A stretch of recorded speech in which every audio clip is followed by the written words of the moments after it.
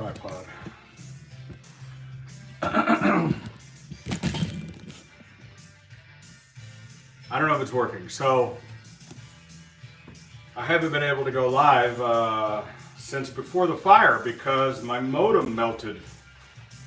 My damn modem melted, and so I'm actually using a Verizon hotspot, and that's feeding into my router, which there's one of my Orbi satellites over there. So the signal might be shitty.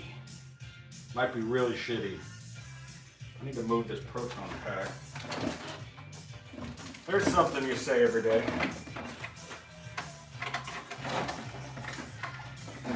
I'm trying to clean this shop.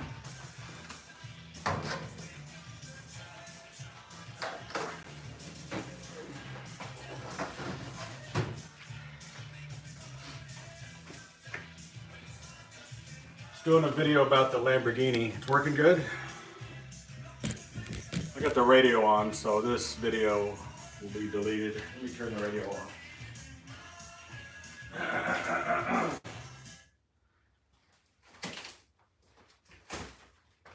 And I guess I could hook up the microphone, but then I can't plug in the camera, and then it won't run for more than an hour. I was doing a video on the Lamborghini that you'll see soon. Doing some work on the car, rewiring it quite a bit, and then putting up shelves, like this shelf here. I went to IKEA and bought a bunch of these shelves are like 20, 30 bucks a piece. And so I'm trying to make space by getting it up off the counter. So I put this shelf up last night. These things are like made out of hollow cardboard. But, you know, they're only made to hold 10 or 20 pounds. And I'm just putting some cans up there. And now they're off the shelves, or off the tables, you know. So I put those two shelves up last night, me and Hippie did those two. And then also this one. And so I have one more to put up right here, which I really need Hippie's help to put this one up because it's just hard to balance it. What I want to do is, these are called floating shelves. So what you do is you mount this bracket and then it sits on top of that. And I want it to butt up against this one like that and sit there. And it takes a lot of precise measurement. These weigh nothing. They're just, they're hollow. I mean, they're wood, but you know, they're just made to look nice basically. And hold some simple things. They're not heavy duty, but man, it's going to make a difference because just getting shit off the ground, you know, like over here, getting this stuff up. This was a gift, that little light. Somebody sent me that. Those little brackets, the little white brackets are $2 each, and then the shelves I think were like 30 bucks. So it's kind of expensive, but not really. I mean, I went to Home Depot and I was going to buy traditional garage shelves. They were just sold out of shelves. Like they just didn't have all the stuff I needed, and I wanted to put shelving all the way around. So it ended up being a lot cheaper. I just got back from the bank. I went to the bank and deposited some of the old money. They didn't have a problem taking it at all. They said, "Oh yeah, this is perfectly fine money. We'll take it." And I deposited a major portion of it, and I explained to them the situation. And they were like, yeah, we'll take your money. Sure, yeah, we'll deposit it, no problem. I mean, you know, make sure there's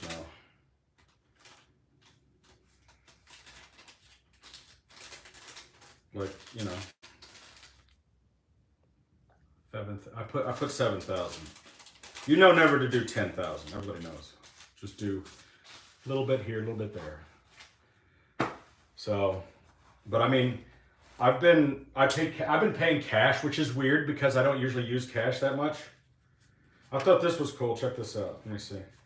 Like this one had a note on it where it said $3,600 from 1999. All this money is it's all people like, your video's fake. I go, where would you get this much vintage money? It's like, you know, they look at you funny when you hand it to them because they're like, I haven't seen one of these in a little while. And I'm like, they're legit. But I also get $2 bills from the bank. I ask them for $2 bills all the time. I get a strap. They're $200. And I love to give them out as tips, you know. People love getting $2 tips. It's just $2. They still make them. But people get all excited when they get a $2 bill. They're like, oh, I collect these. I'm like, I collect $100 bills. So I understand. So this phone, this is an extra iPhone that I have. I want to say it's an 11 or 12 or whatever it is, or 13. I don't remember what it is. I'm gonna plug it in. I was thinking about selling it because it has TikTok on it. So a lot of people deleted TikTok off their phone when the app went dead. And then when it came back, they found that they couldn't put it back on. And now they're paying, I've heard that people have paid like $50,000 for a phone that has TikTok on it. Because they're people that are influencers, they're trying to get back into their shop, they have all this stuff going on. Why would you delete the app? It's so dumb. It was only off for like 12 hours. I mean, it ended at like 10 o'clock that night or something, and then it was back in the morning. I mean, like, you know what I mean? People are dumb. They're so dumb. Let me see. I'm not seeing any comments here. Let me see. Let me scroll. Oh, there we go. All right. Just maybe, you know, it's probably not going to be a good signal because I'm using it's a 5G hotspot, but it usually comes in at LTE. It usually isn't full 5G. And also when you go over your, it's unlimited, but what they do is after you go so many gigs, they throttle you back. It's kind of bullshit. So it's unlimited, yes, but you only get so much high speed. I do have my Cox cable modem, but the fucking wire is melted. So somewhere laying around here is a kit that's out there. I bought a coaxial kit. I got to go out there and trace the cable down to where it's good, you know, before it got melted, and then cut it off, put another end on it. Then I got to put a male to male in there. And then I need to put another cable. And then it used to feed into my office, but since my office isn't really there anymore, I need to probably drill a hole through the wall somewhere, maybe in the kitchen area, and feed the wire through. Something like that. Maybe I'll run it into the garage, you know, I'll just run the wire on the ground and have it run under the garage door so I don't have to drill a hole. But even if I drill a little hole, poke the wire through, put a little caulk on it, it'll be easy to fix later. And then I can set up the modem like in my dining room or in the kitchen or something. And then once the modem, because I have 100 gig speeds, you know, and I just haven't done that yet. I need to just go do it. I'm filming a TV show here. We're filming next Wednesday, I think. I think the 29th. Let me check the calendar. Yeah. Let me put TV show schedule all day. You know, the people that do that show, like the Toys That Made Us on Netflix and stuff, they're doing another show, and I don't know what this show's called. I don't know if it's like the Cars That Made Us or the whatever. But anyway, they're doing a thing with me, and they're going to be filming with me for a couple days, all about the time machine and 80s cars. So it's all about like the 80s that made us or something like that. And they've been planning this out since long before the fire. Well, I've been talking to these people for probably 6 months. And I'm probably going to be also a consultant on the show. It probably won't come out for another 6 months or a year, I don't know. But I'll let you know when it comes out. And we'll be filming on next week. And so I'm trying to get the shop and the whole area just cleaned up, de-junkified. I made 3 trips to the dump yesterday. If you saw my video I posted yesterday. So we cleared out almost all that burned shit that was over there from the fire. And we wanted to actually paint the entire brick wall that runs along the side of the building because it's kind of crappy looking. And we're probably going to be doing a lot of outside shooting. I don't know if we're going to get that done in time. Mostly because I keep fucking off. Here I am talking to the camera for 10 minutes and I could have been working. But look what a mess. Look what a a mess this is here. Look at my table. God damn. Look at this. It's ridiculous. It shouldn't be this messy. My friend Brett gave me this. It's a long story. He made a little suspenders and glasses Doritos thing. It's a long story. Anyway, I got a lot of projects going on, and I don't know if I want to work on the Lamborghini or continue cleaning up. That guy in the Firebird from the UK, how you doing? You have a Firebird in the UK, I bet that's popular.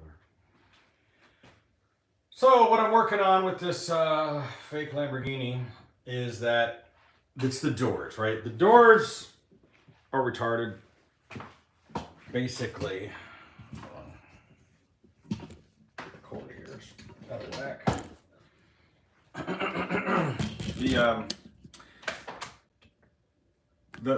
The issue with the doors is that there's no way to open the doors. There's no way to open this door. You have to have, it has no mechanical operation, okay? On a real Lamborghini, you would have the entire mechanism built into the door. You'd have a button you'd press here that would release the latch and it would open, and then there would just be a receiver on the body. This thing is backwards. They did it backwards. They put the receiver on the body, and the only way it works is through an actuator. You have to hold down this button like this, and then the door opens. There's no way to open the door really other than using the remote. And then if you want to open the other side, you have to hold down these two buttons like this, and the door opens. The problem is if you're the passenger, there's no way to open the door to get in or out. And once you're inside, there's no way to open the door. So if you got to get out in a hurry, or if this thing isn't working, like, you're fucked. So I took the door panels off. Here they are. Which they're actually not bad. You know, they're not bad door. They're not that crazy different than a regular Lamborghini. But there's nothing here. It's just, there's nothing, right? So what I was going to do, which I thought was the simplest solution, because the way it's designed, there's a metal bar that runs right here. There's no way to put the mechanics here, and there's no place to put a button here because there's a metal structure that runs in the frame of the door. So what I was going to do is just utilize the electric poppers that are there and wire into them, right? And I bought a bunch of these flush mounted stainless steel buttons. And this thing's never going to be outside. It's never going to be in the rain. It's never going to get wet. So I'm not worried about that. Because like there's no part of this thing that's sealed. So it's like, it's never going to be in the rain. It's never going to get wet. It's never going to be hosed down. These are never going to get wet. Okay. So what I'm going to do is,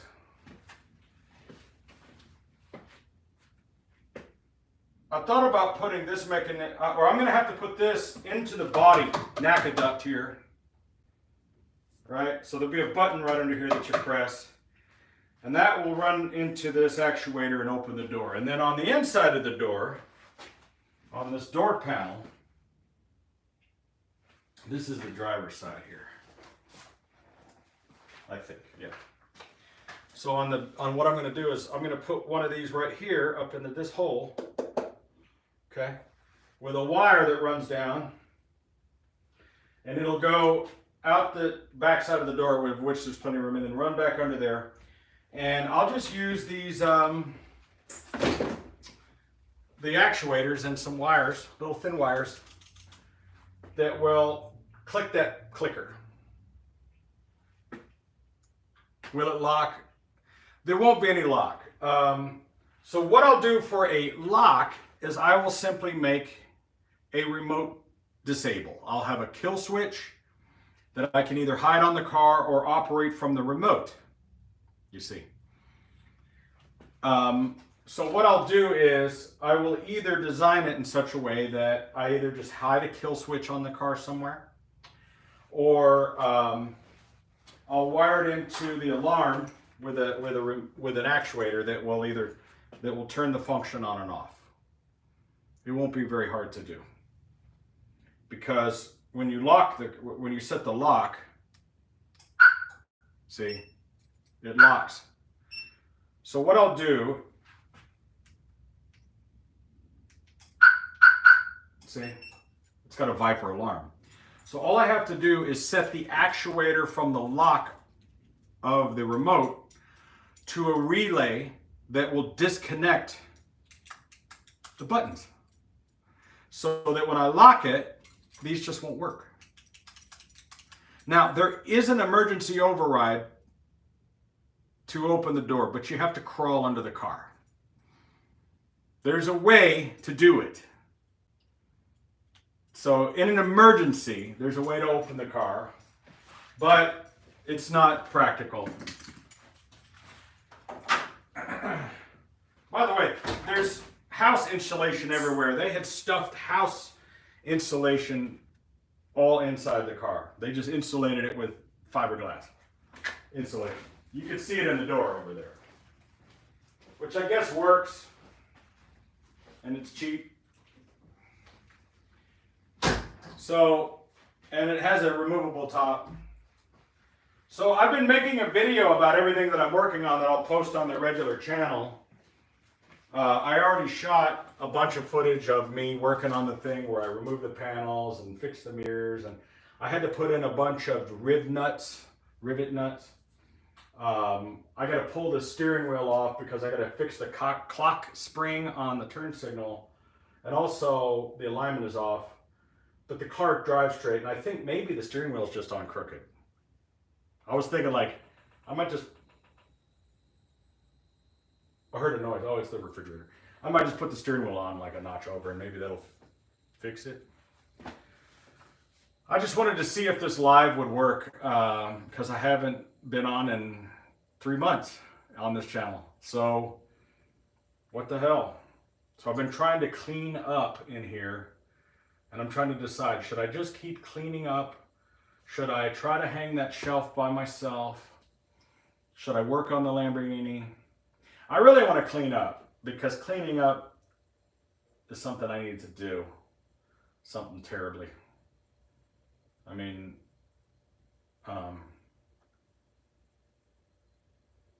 Hippie's off today. He's off till, I think, Monday. He's not off. He works a union job. Believe it or not, he's a union stagehand. But he doesn't get that many gigs, you know.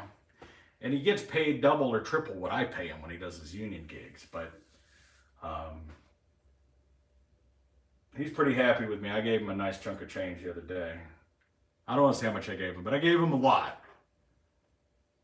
In my opinion, it was, I mean, I know he helped me unlock the box. It was my money. You know what I mean? It's like it's my treasure. Just because he was there doesn't mean that I'm going to give him like half or whatever. But he's a happy dude. I gave him some money. I gave him what he would make in a couple of weeks. Let's just say. So, let me see if I can, you know what I can do? I can move this thing back. It should be in neutral.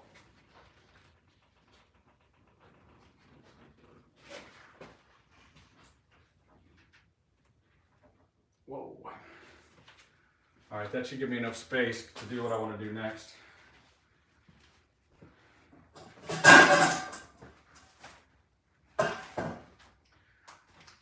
I'm going to have to, let me see what I'm going to have to do. Let me get this here.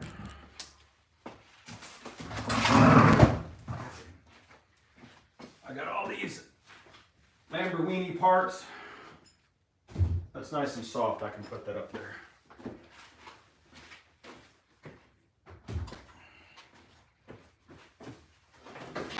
This is the side panel that goes along the edge, and it's the complete wrong shape because it should be completely square and it's slanted. You should give them the white. Yeah, I should just give away my cars to people that I know. Yeah, like van's worth like what, $4 or $5 grand. I should just give it to them. I like how people like to give away my shit. Go fuck yourself. You should just give them stuff. Some guy you know that works for you, you should just give him a car. I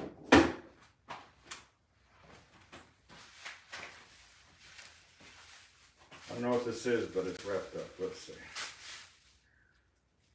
Well, this is a windshield wiper. That's a, oh, it's one of these. I bet. Huh. Because this is a box of Lamborghini type parts. So what I need to do is I need to get access to this door, and this camera's in the way. Ah, fuck.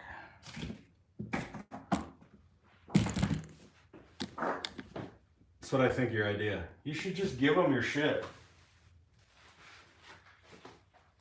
I pay the dude to work for me. How about that? I love how everybody likes to give away my shit. They like to spend my money, tell me how I should, what I should do with it, what I should do with my mom's clothes. Everybody's got an opinion on what I should do with my shit. Let me come over to your house and just start giving your stuff away, spending your money, telling you how you should do things. Oh, here's what you should do with your stuff. Let me come over and tell you what you should do with your shit. Let me look through your bank account and tell you where you should spend it and who you should give it to. Yeah, that'll go over real well. Sure. All right, I'm gonna take this bucket out of here. I need to open this door. That's what I need to do.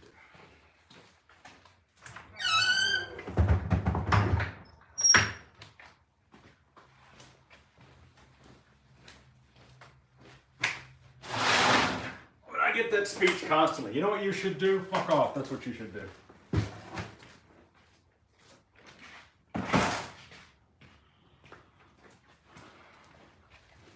I get this constantly. People telling me what I should do with my shit. Like I'm fucking Daddy Warbucks or something.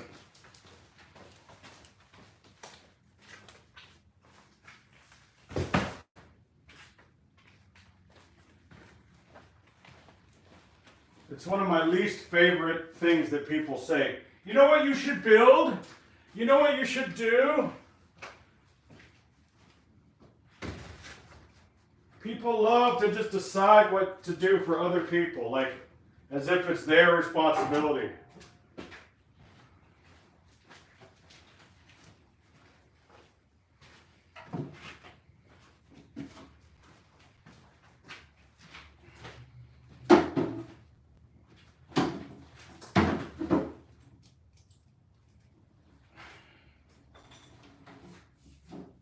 I hear this all the time.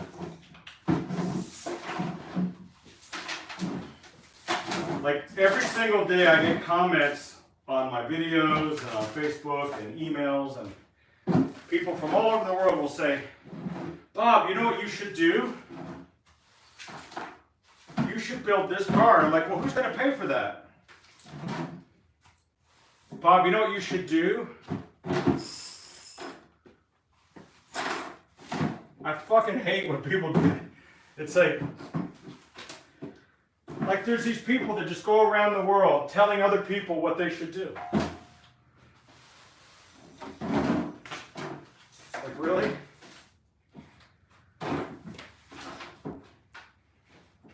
Is that what I should do, really? All right, I'll be back in a minute. I gotta go grab something outside.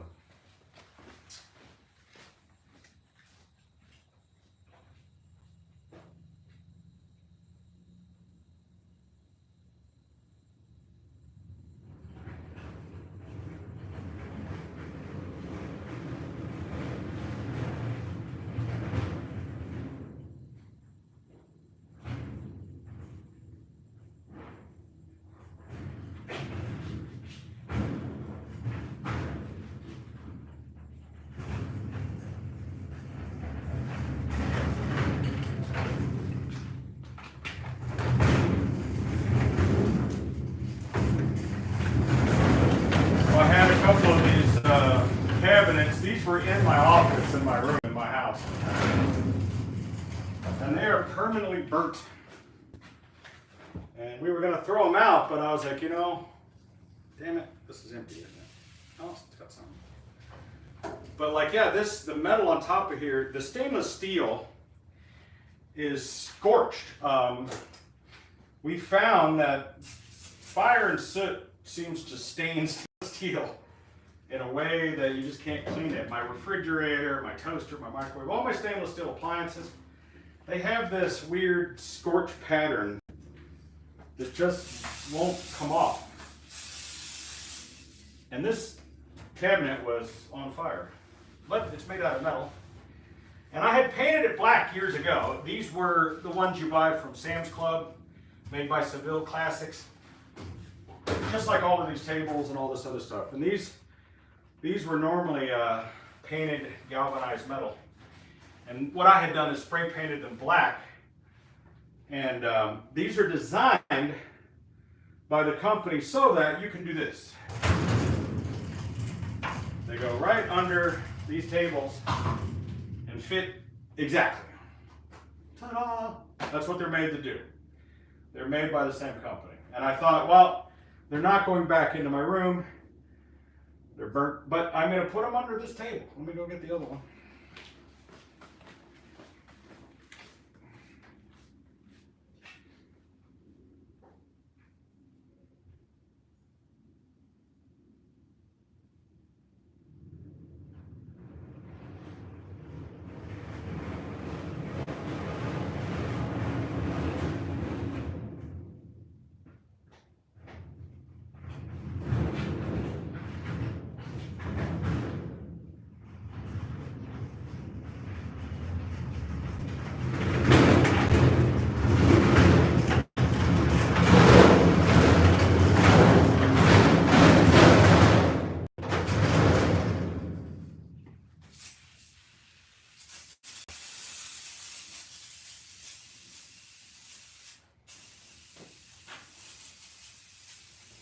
Come on.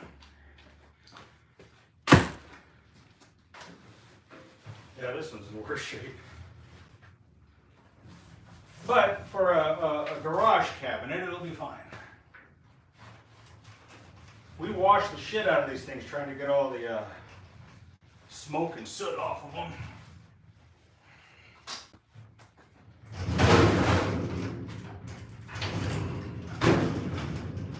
Fits right under there.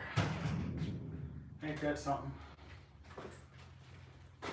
So, what do you think? Yeah? Let's see here. Yeah, I've been there with him. Let me see. Let's see, at least they have wheels. Good thing about it is we all know. Yeah, some of you are cool. I'll read some of you. I get triggered. I don't know if the word is I get triggered, it's just that I like it. But if you were standing here talking to me, let's just say, for instance, like we were all here at my house, sort of like at my party, right? I had a birthday party and we were all hanging out in my kitchen. And there's 10 of us and we're all sitting there drinking and one of you goes, you know what you should do, Bob? And I'd go, what's that? You should just give away one of your cars to Hippie over there. And I'd go, that sounds like a terrible idea. Fuck off.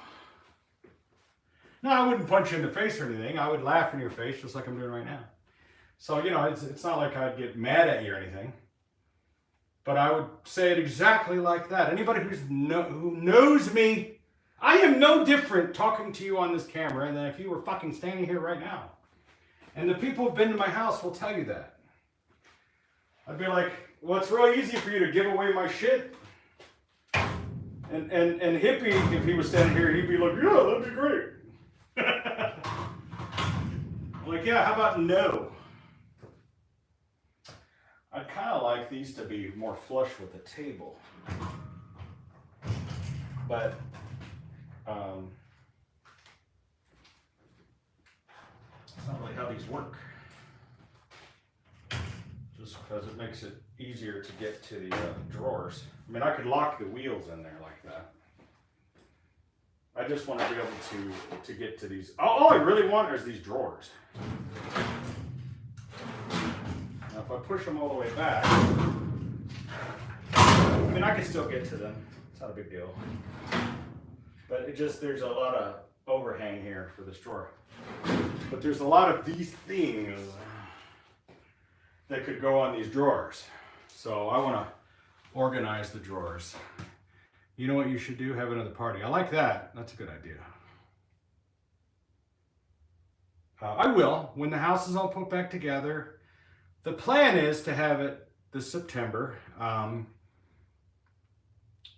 hoping the house will be back together by September. Holy shit. So I have this drawer here. Now I have these two drawers. And I think I'll put the least useful stuff, because I use this drawer a lot. So like for instance, I got a shit ton of batteries in here. Let's put all these batteries. Like I'm all the time needing a battery and you want to have a place to keep them. But why don't we put all the batteries? And what I really need to do is have not just piles of batteries, but like some kind of little tray to put them in. That'd be even better. See, I need a tray or a little box, like that little box. Put batteries in. But even if they're just sloshing around in there, this is just tedious and a shit that needs to be done, you know? But I use this drawer the most because it's right here in front of me.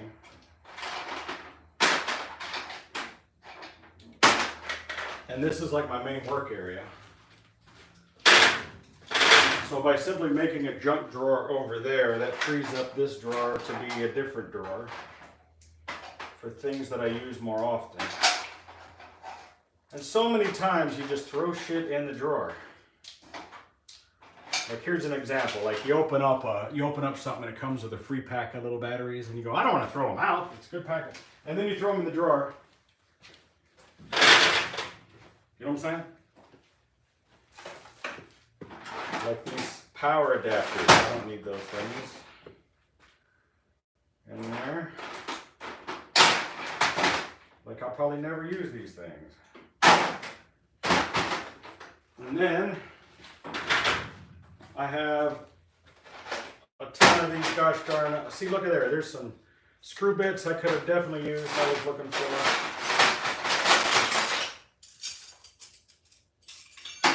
These are the peg hooks you put on these pegs over here, which I haven't done yet. I'm going to put them in that drawer. And that allows me to free up this drawer for other junk.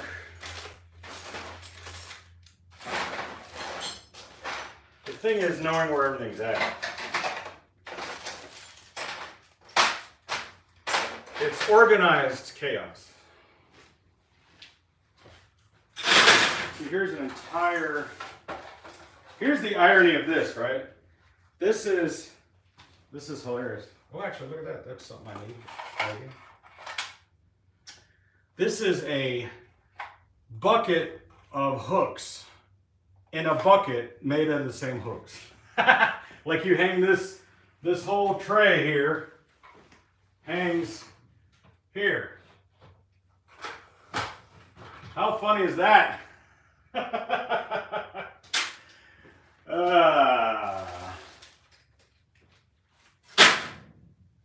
I just find some irony in there. I don't know why. Look at this. I'm already getting things cleaned up. I love it. Small victories. Tiny victories. Because I really want to be able to have this drawer full of useful tools that I can reach in and get to easily.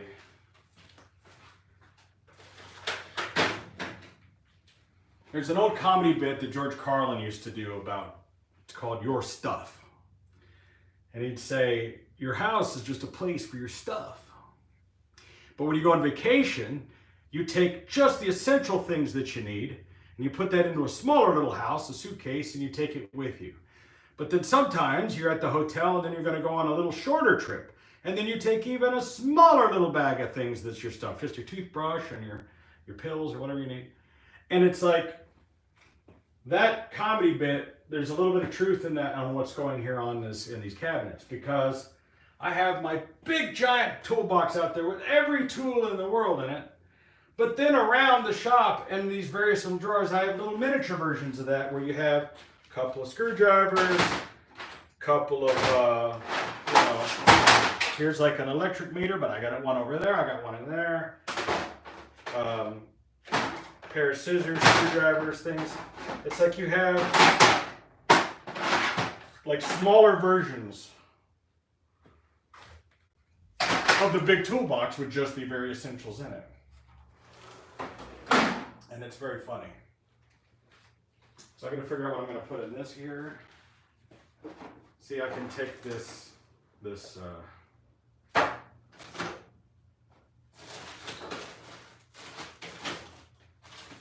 goes to time machine. I'm going to put this up here. It's just off the rack, you know. Get it out of here. Pair of scissors. I'm going to be here all day. Sports almanac.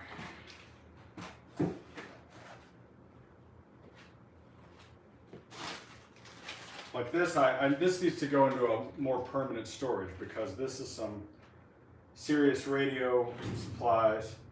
Needs not be in this room at all. The other thing I was going to do is start putting things into bins, like these bins.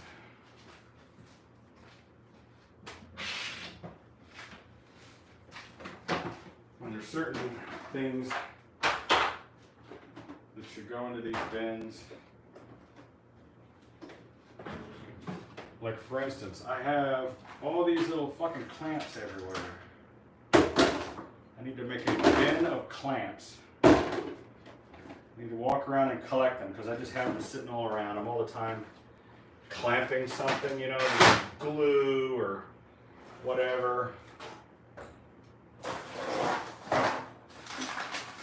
Like this is a damn car wash brush that should not be in here.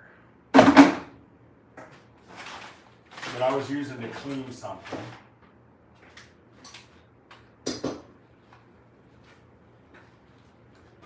Clamp. Another clamp.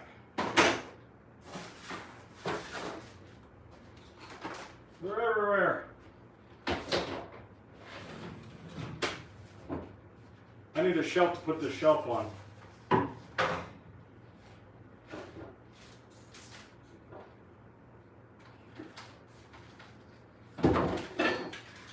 Clamps.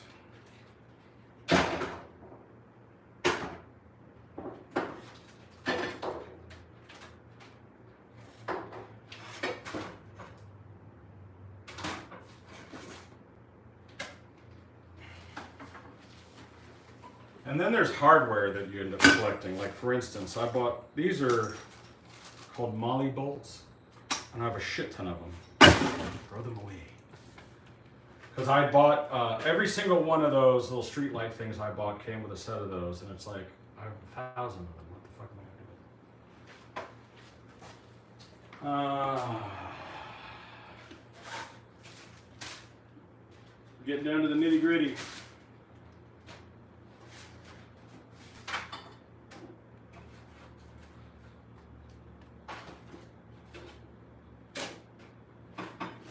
Euro repair manual for this car.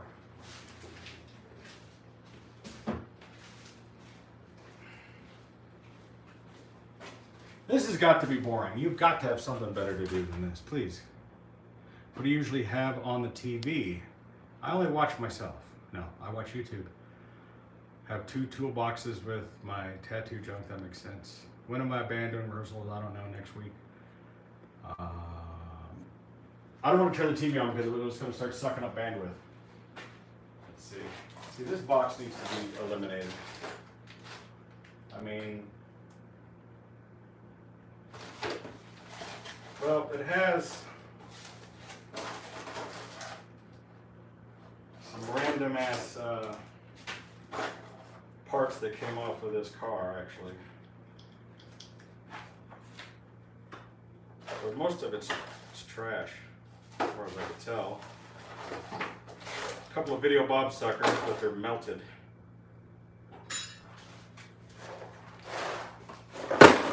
Jesus.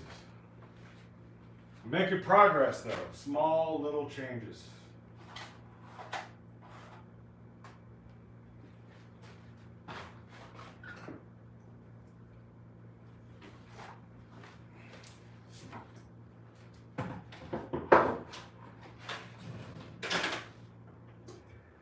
I guess I need to just throw this iPhone out. I hate to do it. This iPhone was sitting on my desk, and apparently it got too hot in the fire. It looks fine, but it will not turn on. And I hate to just throw it in the trash. But I've tried everything and I can't get it to come on. And it's like an old ass fucking phone. It's only worth like $100, so it's like, you know, and I'm pretty sure that I wiped it out and there's nothing on it. So it's like, what am I gonna do? You know? I hate to throw it away, but it will not come on. And it's an old ass, like 11 or something. So I don't know, it's like, it just, yeah.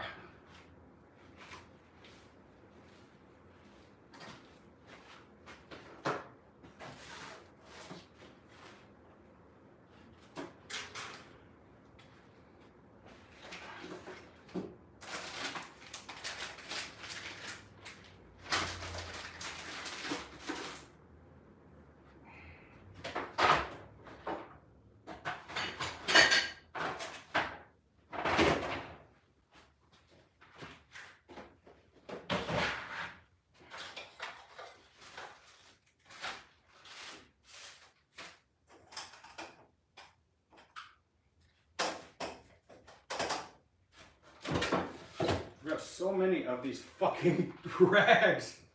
Ah! Keep moving them around. Let's see here. So this was a good start, getting these drawers in here.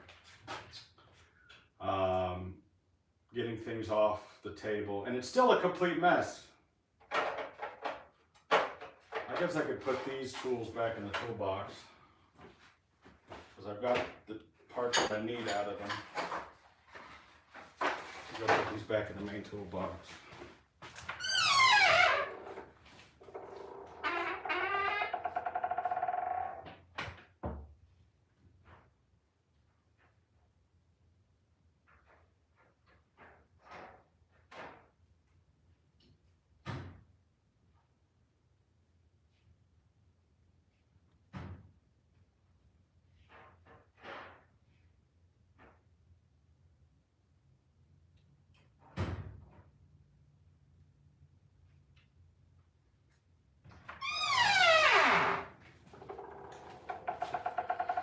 One of the other big changes I was going to make was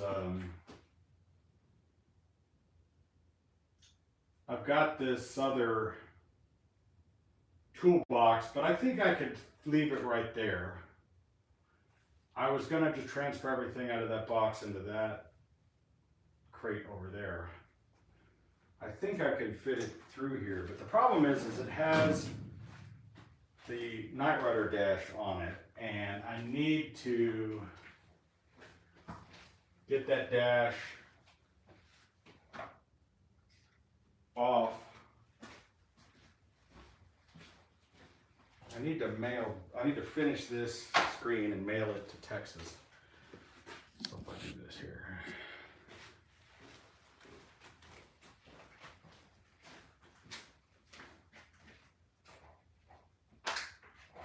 This is in the way.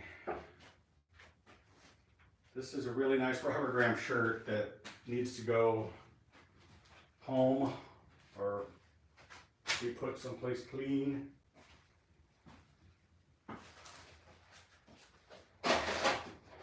More fucking rags.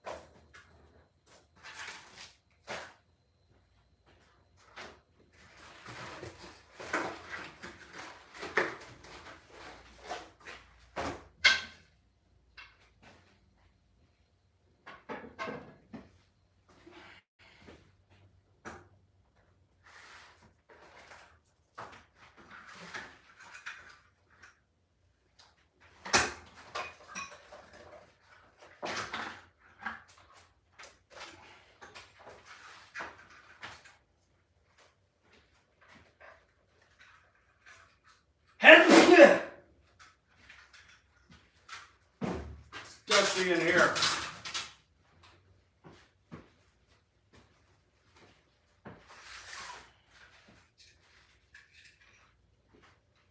I gotta finish this Night Rider project, but man, a shivets, I tell you.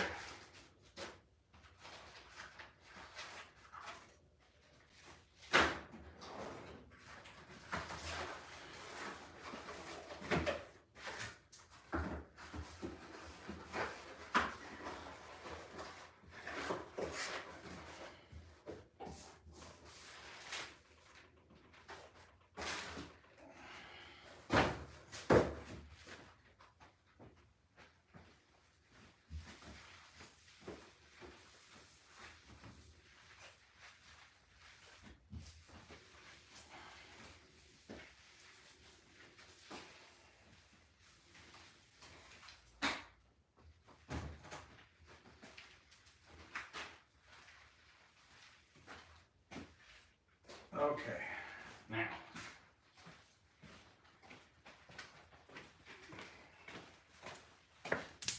Check.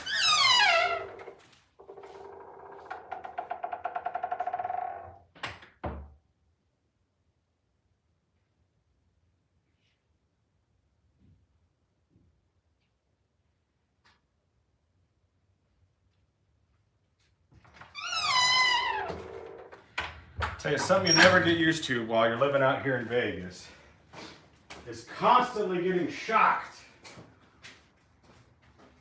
Talking about static electricity. You know, you're constantly getting shocked. Zap, zap, zap, zap, zap.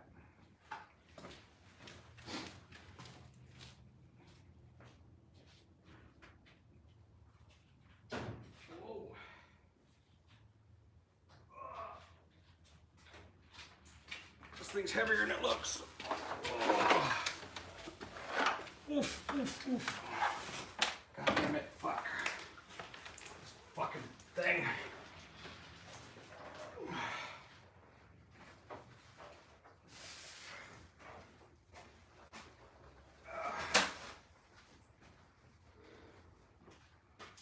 Okay.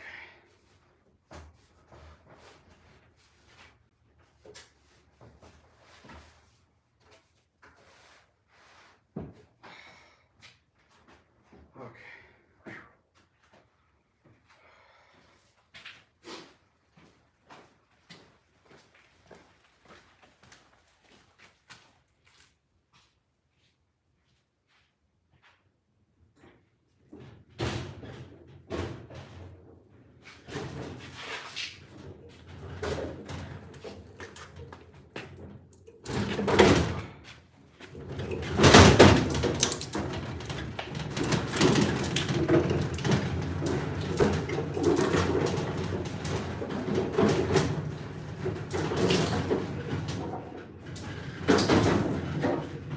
handle's on the wrong side.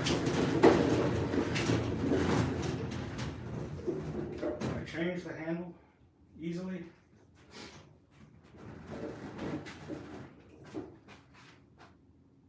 And of course it's a Torx bit. Fuck.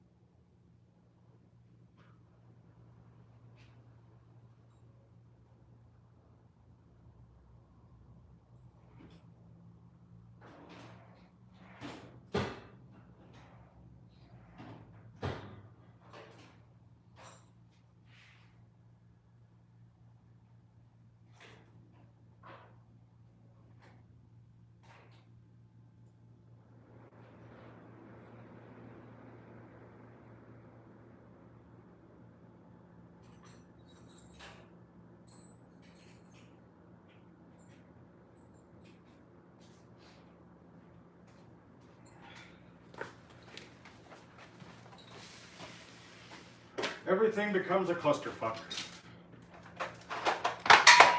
Ah, shit.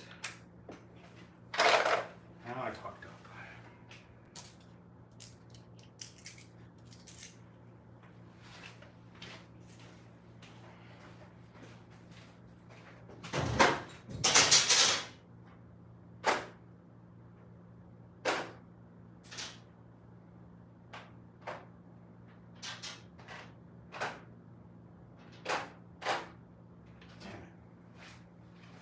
Lost one.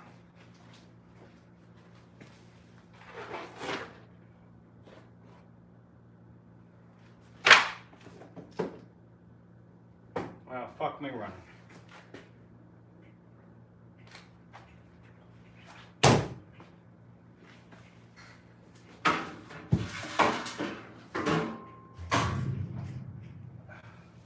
So now I gotta find that one. Hopefully that's not the one I need.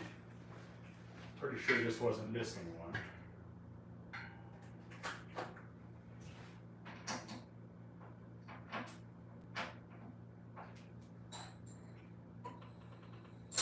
What in the fuck?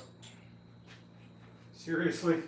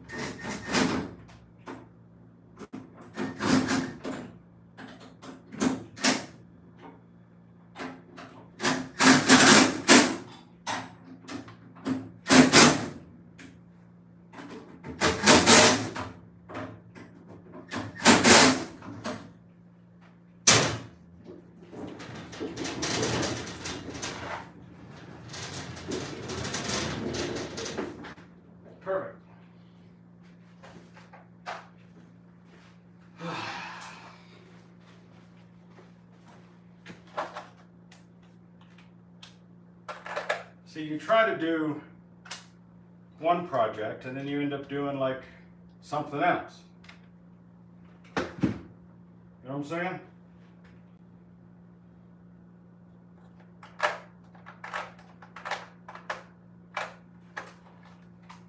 It's like you're constantly, you know, distracted.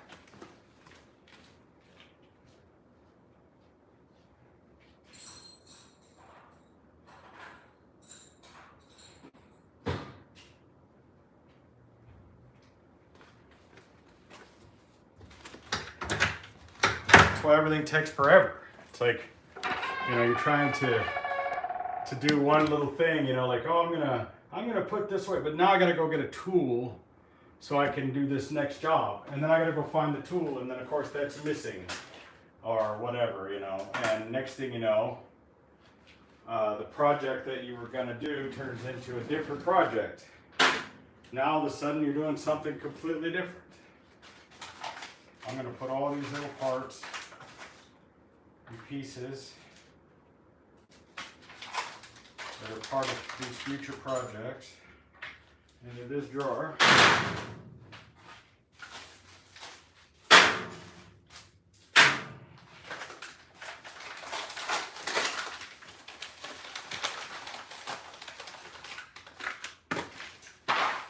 Problem is they get put in that drawer and then they never get taken out of the drawer.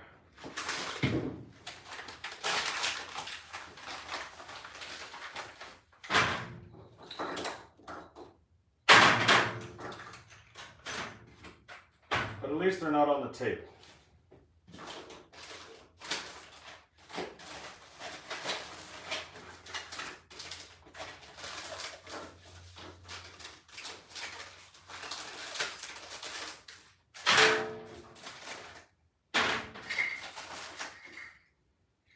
At least I can look for them while they're in the drawer instead of on the table. Because I'll tell you, something that drives me crazy is not having a place to put anything down.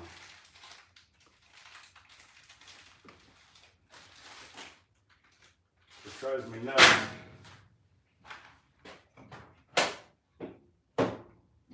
And then you end up with things like this bag of screws that goes to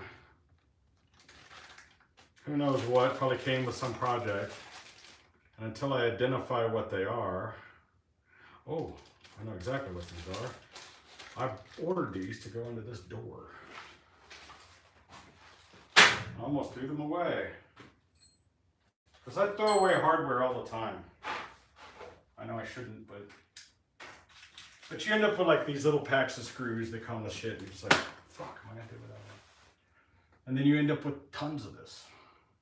But see, here's why I have this. Like I got this bin here, and what I need to do is fill every one of these bins. But see, this is how you end up with clutter that you never throw away, because you end up filling these bins with random bullshit.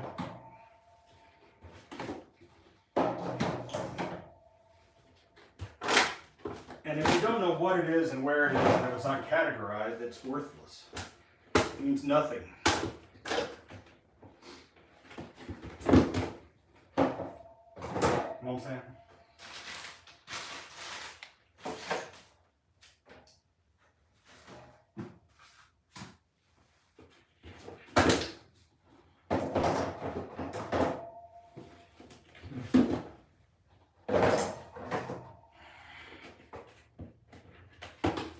Going through this stuff and labeling it is a full-blown task. There you go. One bin has a coil in it. Look at that.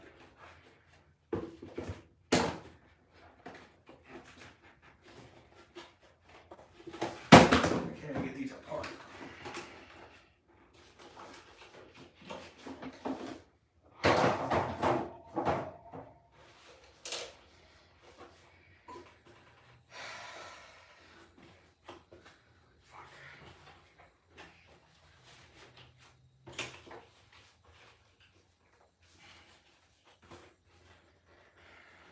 Times like this, you want to just slam it on the fucking ground as hard as you can till it shatters in a million pieces, you know. Ah! Why do I have too many of these? I guess some of them go over there, maybe. Great design, asshole. I have 2 extras. Strange.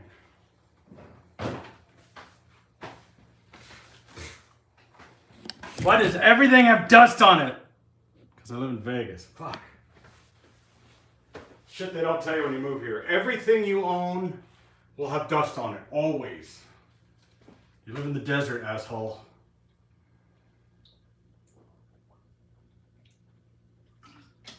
You're constantly covered in dust. Dust will be a part of your life. Maybe we should interest you in the Dust Buster from 1984.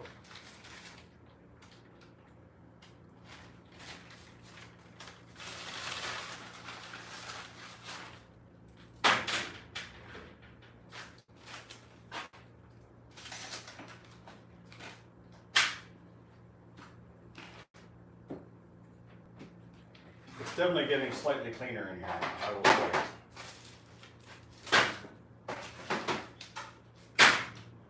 I like it.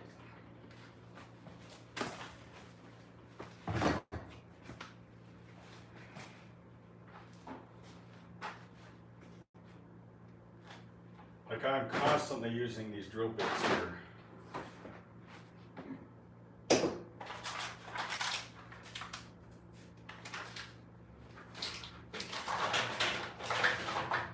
I'm liking this drawer full of project parts. That's cool.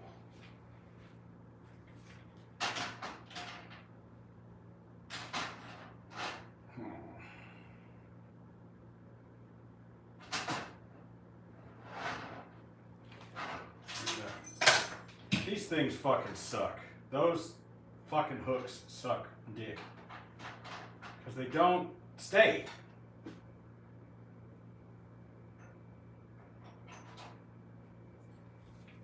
Like this thing I want to, it's got a hook on it.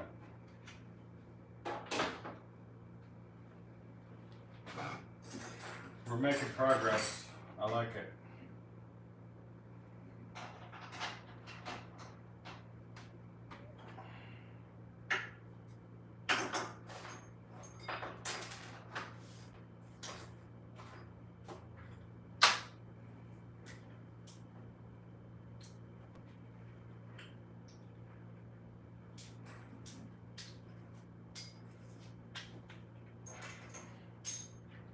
I'm telling you, I constantly throw away little screws. Constantly. I throw away a lot of hardware. It's sad because I spend a lot of money on it. But like, it's just a never-ending clutter of these fucking things. It's like when you're doing a project and you just end up with, there's just extra screws all the time. And then I have all these cords. What the fuck is this? Well, this is the one I was just using for that phone right there. Okay.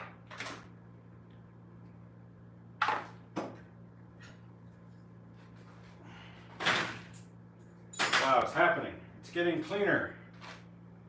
It's actually happening. And then I end up with a lot of these little Allen wrenches.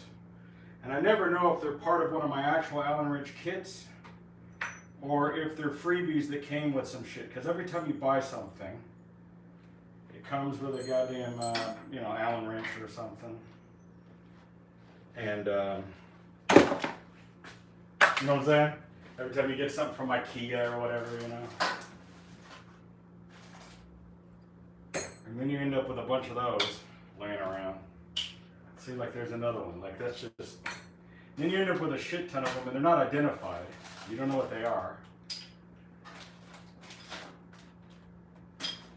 This is part of this.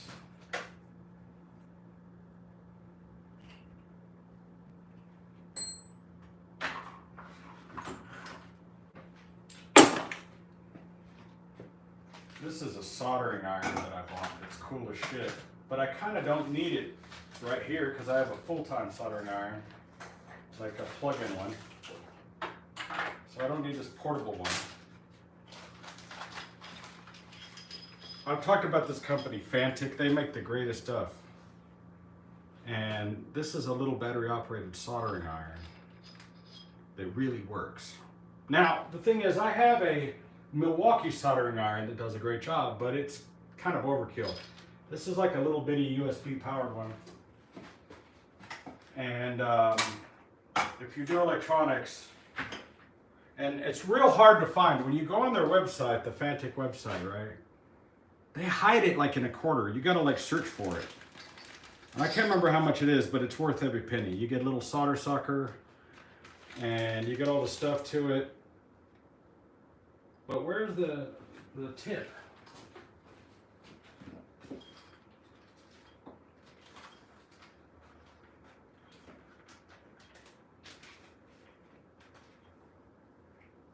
I don't see the tip anywhere. It's like I got a bunch of sponges.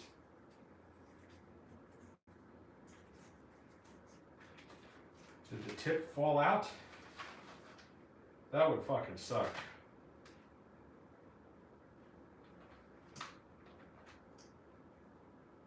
Oh, wait a minute. I just thought of something. I bet it's... Is it?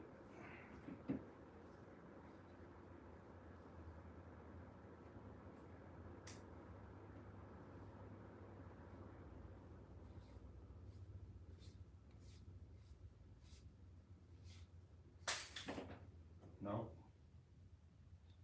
That's the solder sucker.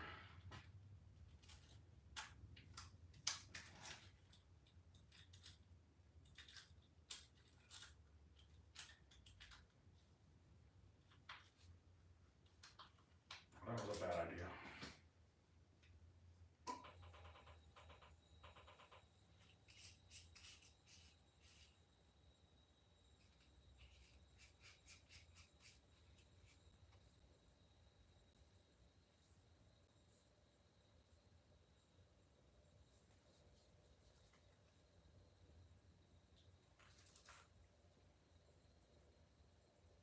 I think I lost the tip to this thing.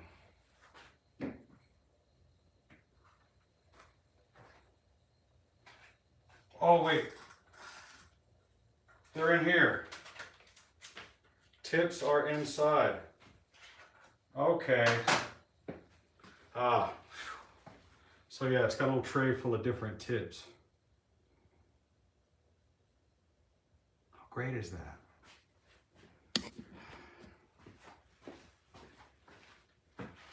So yeah, you figure out what kind of tip you want to use. Usually they put it like inside the tool itself, but in this case they put it inside this tray. And then what you do is you like a Dremel, you slide that down in there like that. You lock it in to place, and then it sits there like that. And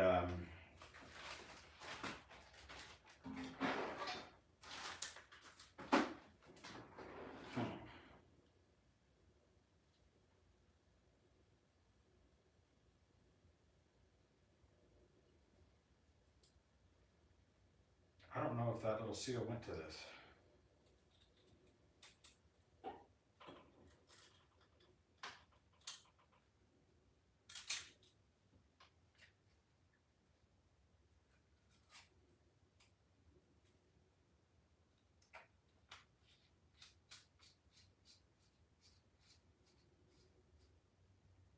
Yeah.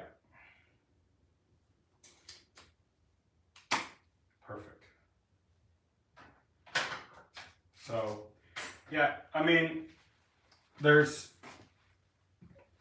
Irish would probably be interested in this. So, I don't remember how much it costs, but whatever it costs, it's worth it. It'll go up to 840. It's USB-C powered, and I've used it before, and it will run for a long time.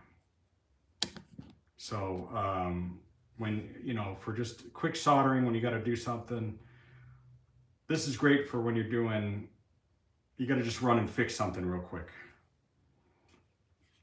So I would have never thought that they could make enough battery power to really run a portable soldering iron this small. The little butane ones, they suck. Let me see. When's the next Walkabout Vegas? I don't know. Let's see.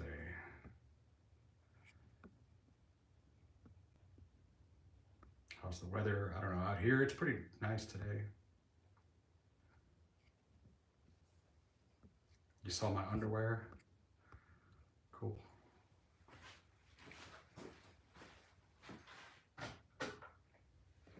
I'm gonna wash my hands and take a piss.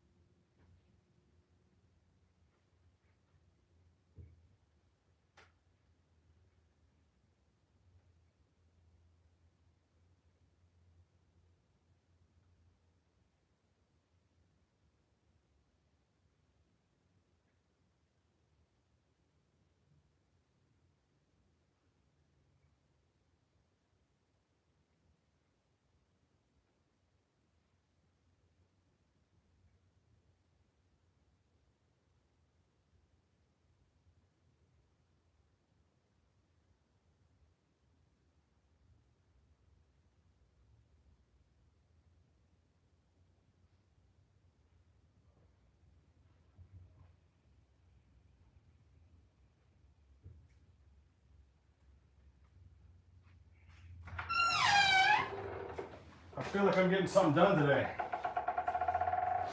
Awesome. I mean, it's still pretty cluttered in here.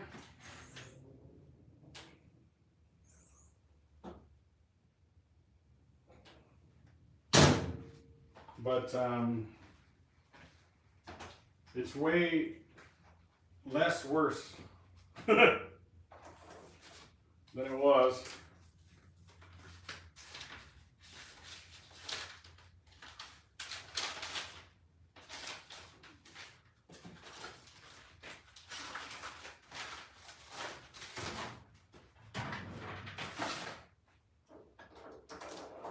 These fog lights are intended to go on the Rolls Royce and the convertible, and I just haven't had a chance to do it.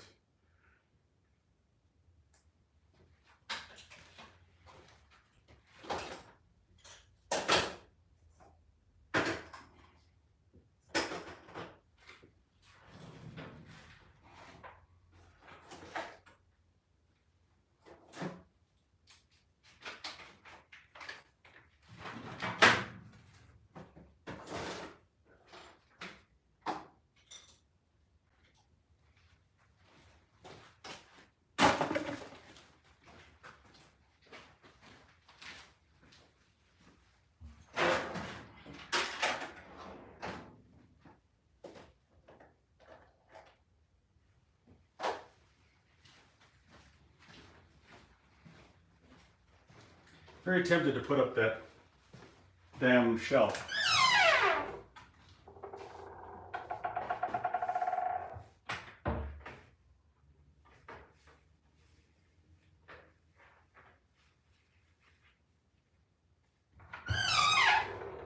Just because putting that shelf up would give me more shelf space. Let me see if I can't, there's not really a plug over there, but I could take this. I wish there was an outlet right there. But there isn't.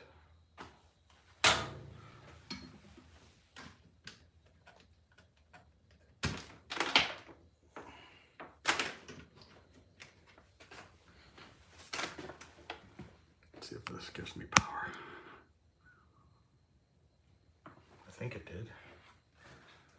Let me see. I think I have to close this. So, plugged in.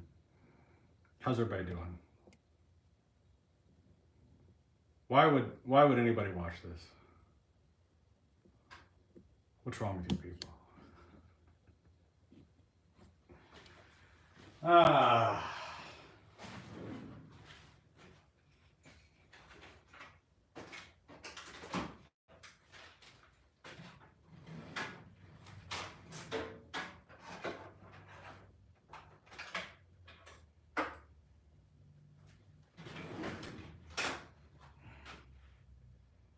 I have so many of these little just cords.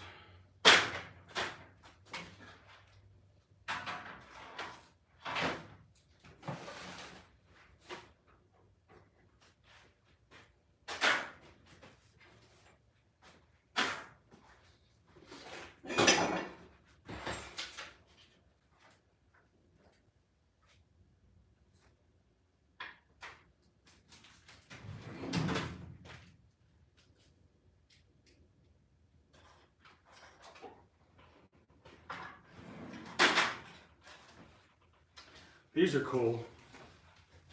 I picked these up on like Amazon or eBay. Oh, this one's not built. It's a little amplifier stereo, for lack of a better term. Now this one's a kit that you have to build. So this one I'm not as in love with. But basically, let's say you got an old pickup truck or car with no radio in it or something, right?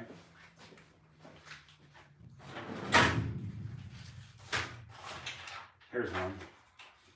So this one's put together. So check this out, right?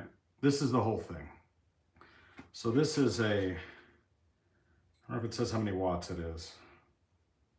But basically what you got here, it's like maybe a 50 watt.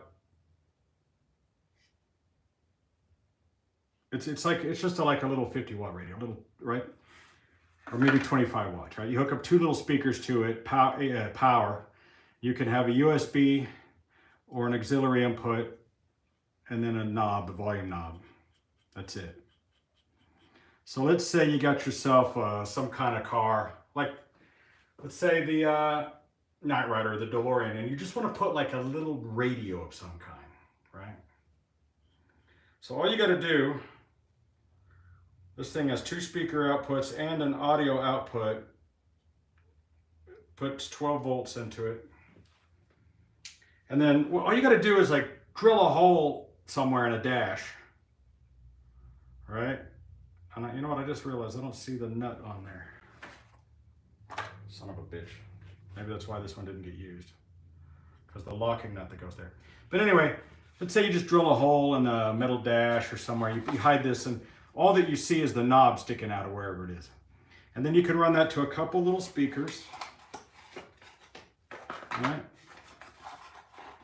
And then plug a phone into it or whatever. Or have a USB stick with some music on it. Now you got some tunes. Or if you're building some kind of project, you know. So like for instance on the this Knight Rider dash, I can hook this up there, have the speakers built in, and just have a little place where a little bit of music comes out, or a little bit of sound, or whatever it is you're trying to do. But the thing is, those things, they cost like nothing. They cost nothing. They're like, I say nothing, like less than 10 bucks. They're probably like $7. I don't know. They cost nothing. They really don't cost a lot.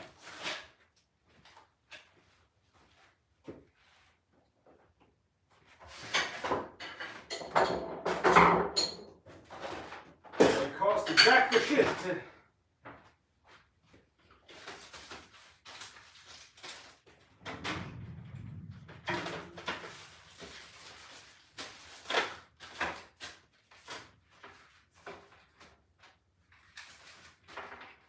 I know I'm just putting stuff in drawers, but at least it's not on the fucking table.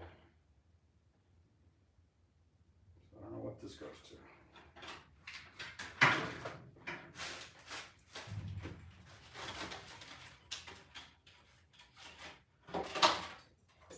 Like, should I even keep, I mean, I guess I could use this. This picks up TV. So if I wanted to hook this up, but like, who watches TV? Am I right? Nobody watches TV. Like television? Like over the air? Nobody watches that. Give me a break.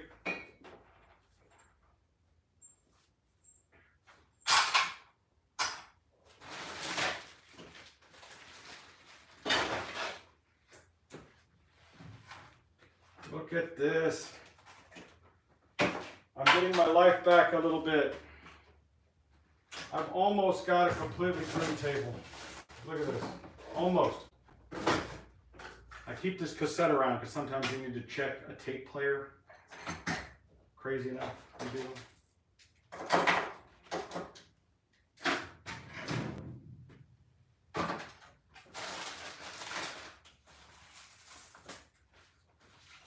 Oh wow, this survived the fire. Interesting.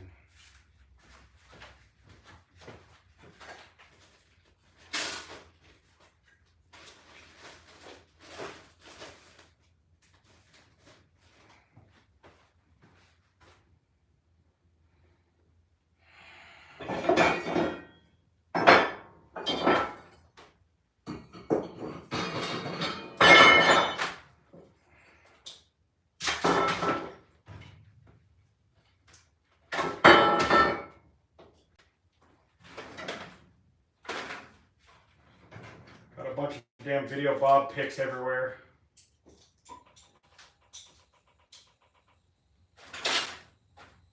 Fucking voice a kiss.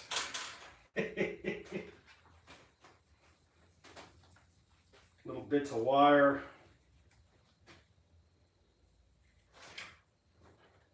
This is ridiculous.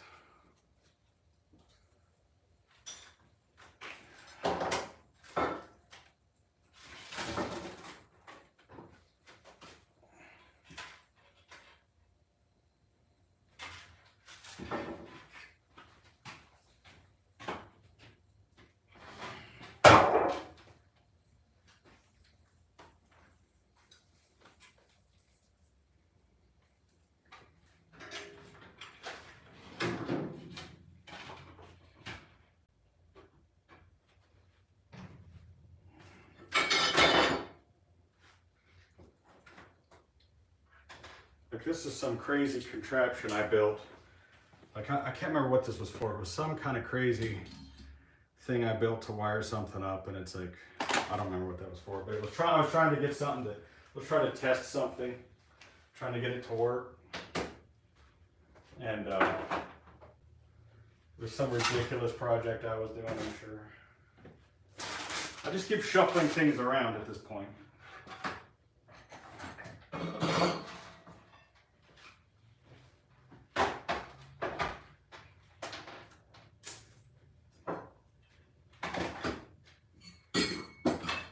Because I want to clean this table off.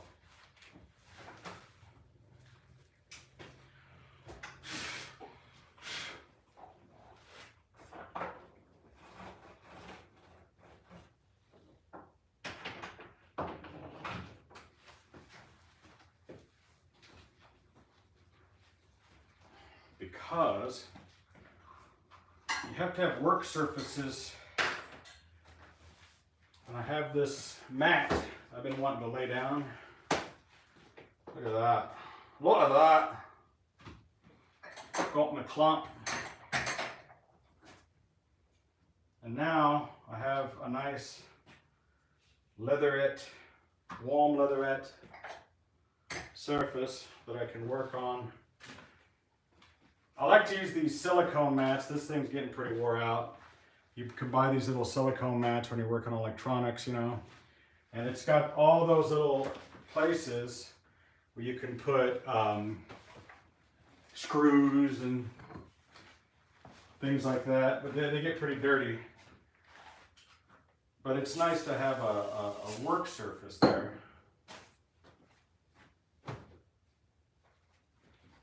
That you can, you know, they're heat resistant, chemical resistant, impact resistant. You know, they get dirty and you can wash them off. But you need to have a surface that you can put things down and work on. Look how dirty that was. I want to clean this whole table, but it's still too dirty. Ragged dirty. But yeah, we're getting much, much closer to some sort of normalcy here. See, something I'm always doing is this is a little 12-volt power supply that I have here. And there's tons of times you just got to come in, you got to put 12 volts to something and test it, you know. And this comes in super handy to have this, where you can just fire that up and you can test something.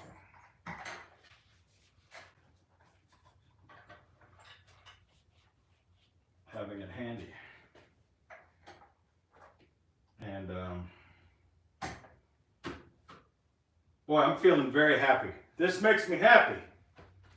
Just having some organization.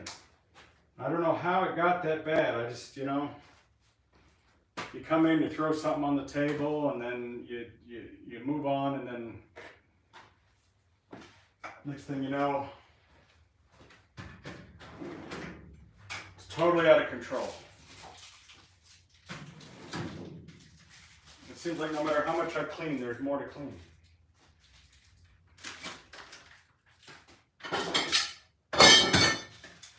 I never seem to run out of shit to clean.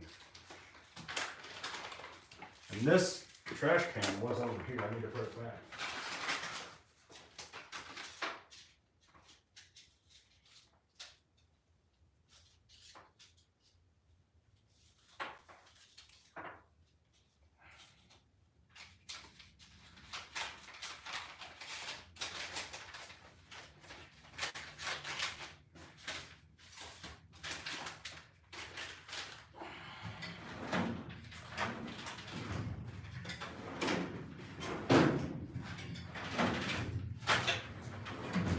I'm loving how much I'm getting out of those drawers.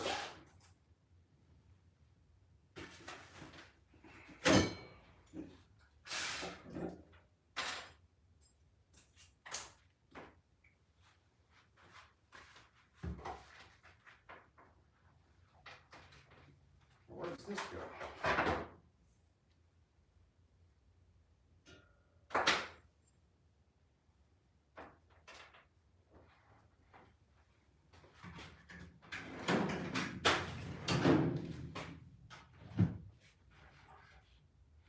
That's plugged in.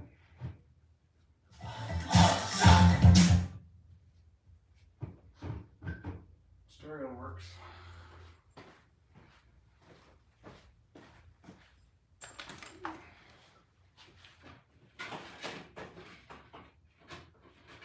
All right, now this shelf I want to put here.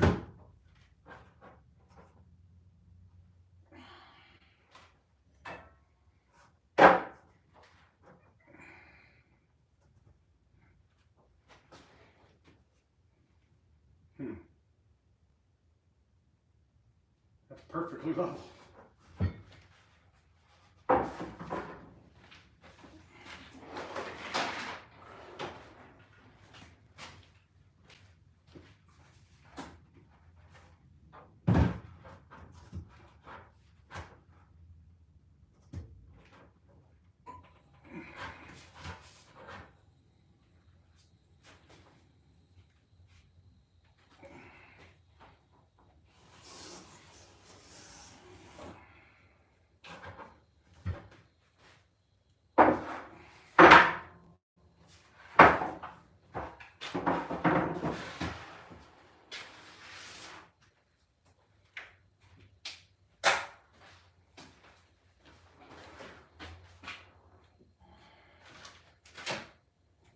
Shit.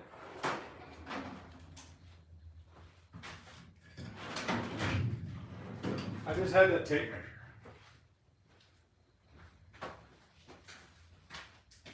I don't remember putting it away. Is it right in front of me? I thought I put it in here. Oh, there it is. Everything I have is red and black. So the shit just blends. It's funny. It's like I see red and black tools, I'm like, oh, Milwaukee Craftsman, I'll take it.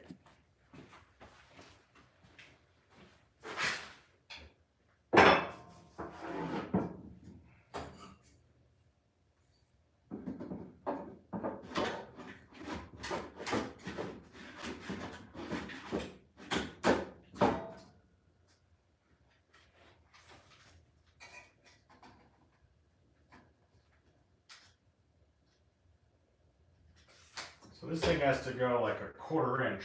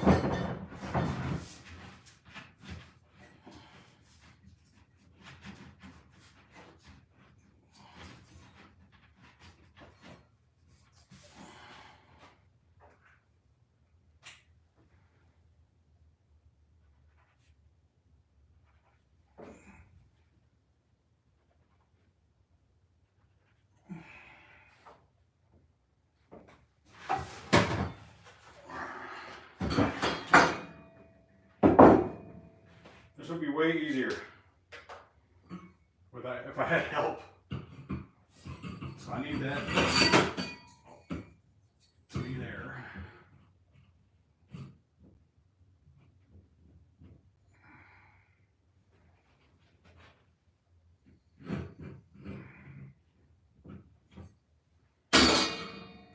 The trick is trying to find a stud like me.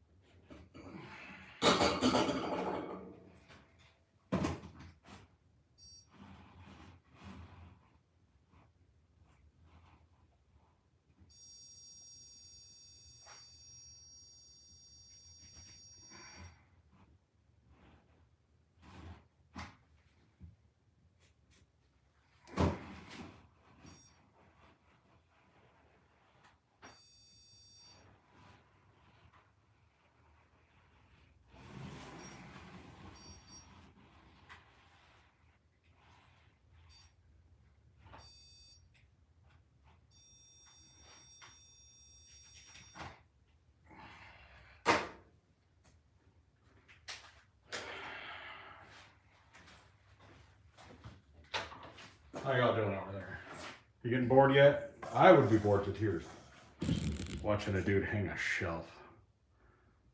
What's wrong with you?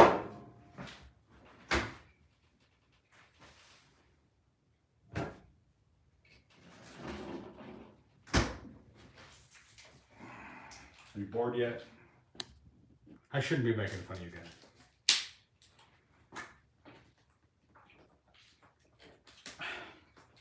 Oh, that's good. Now let's see if my math is correct. God damn it.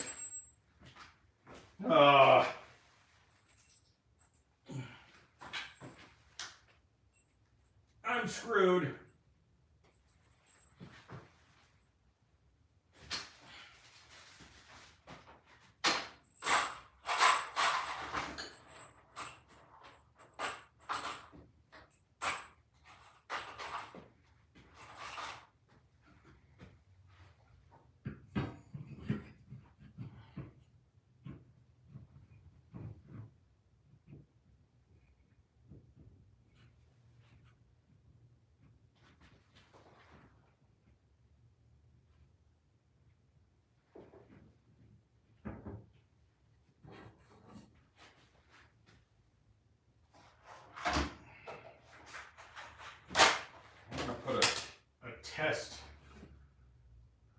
Test screw in here.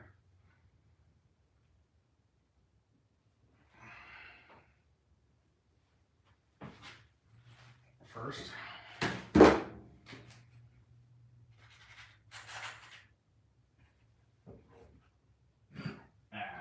This is really hard to do by yourself.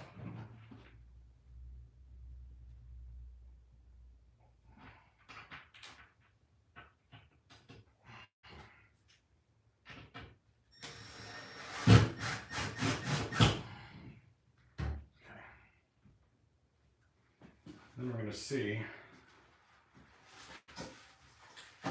how this fits.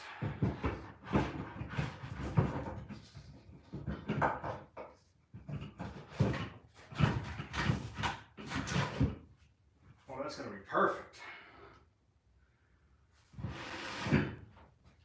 So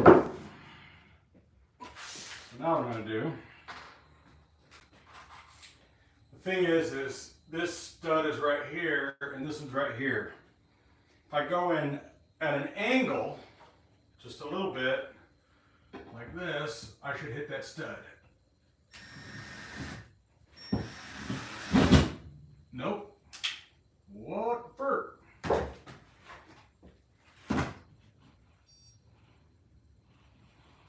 Wait.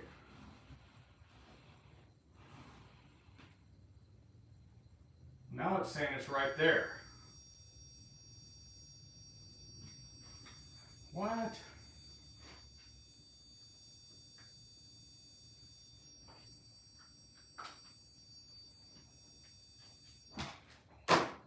That don't make no sense.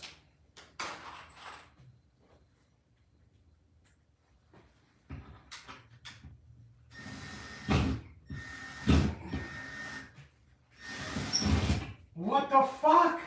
It's not there. I must be picking up some kind of anomalies. Maybe there's no stud there at all. Because that's a hollow hole. What? It said.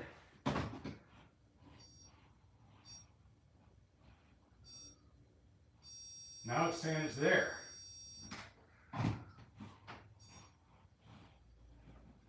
It's not detecting it up here at all. Now it's saying it's over here. What in the fuck?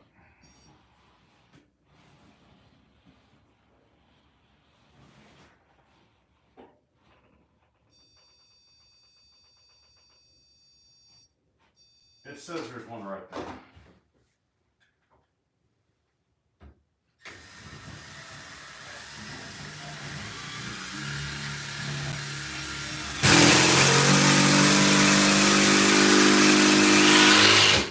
There's a stud there.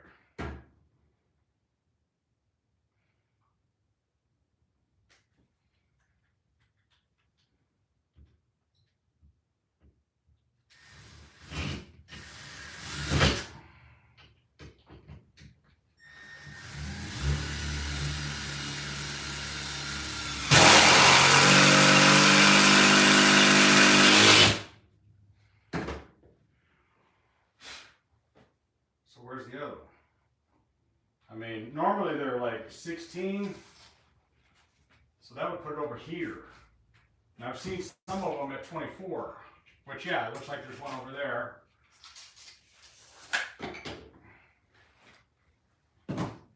16 would put it over here.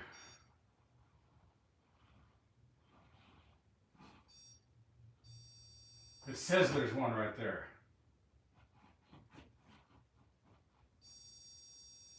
It says it's right there.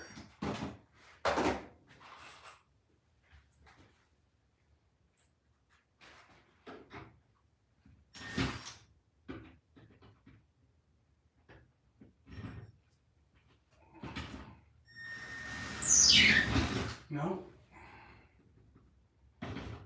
I don't know what it's picking up right there, but these things suck.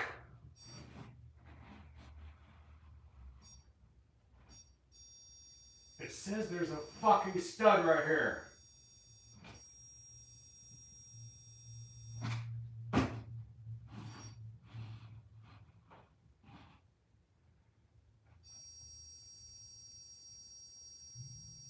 What in the serious fuck? Is it down here?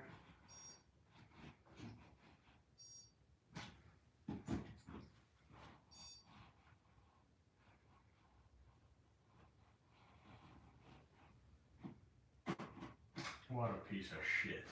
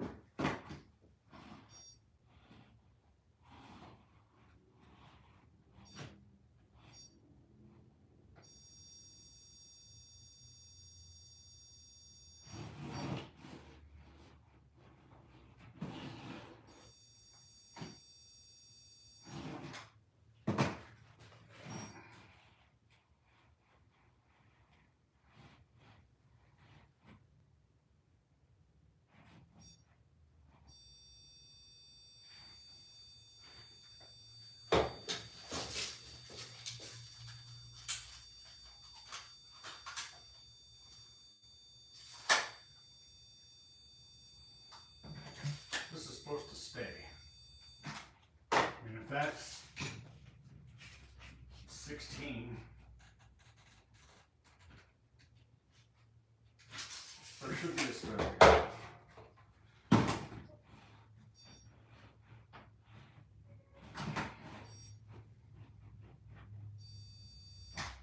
I mean,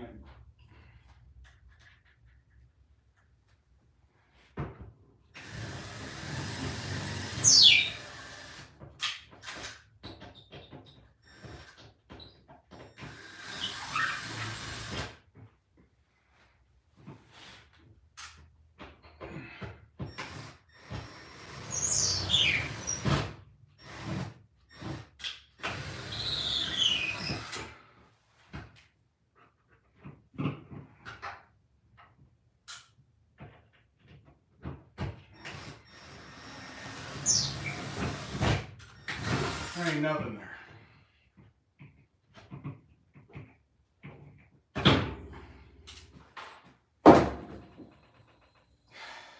What a fucking pain in the ass.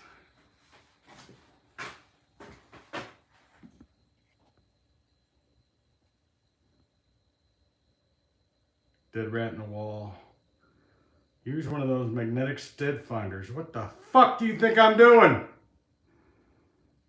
Tap on the wall.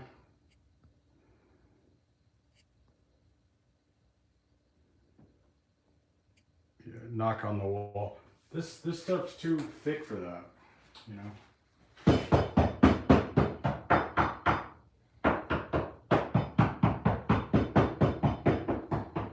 I think the only stud's right here, and I don't know what's.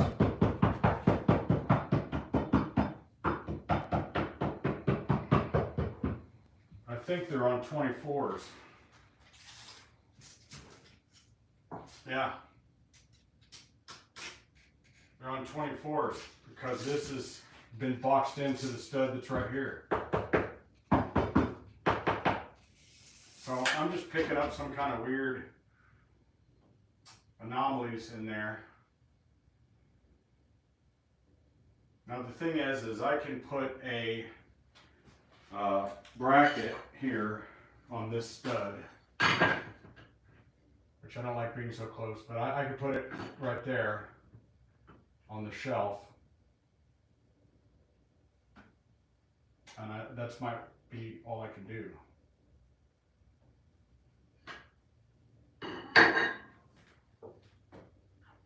Let's see if there's a stud right here.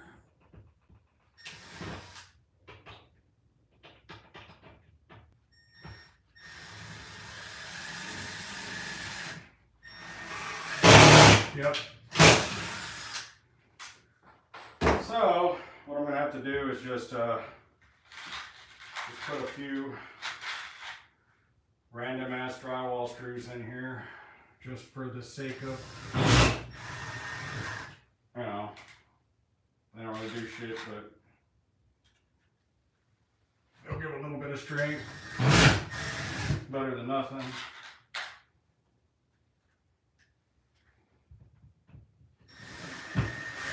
I don't have any wall anchors, but I mean they'll do a little bit of something. When you put a bunch of them in, they add up to one big hole.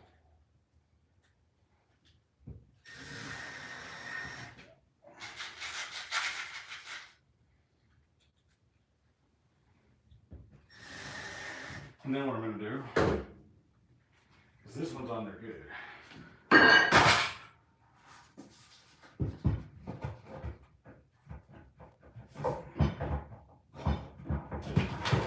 See, these are meant to just be floating shelves like that, but I find that they don't put enough strength in them. So what I did was these little brackets here were $2.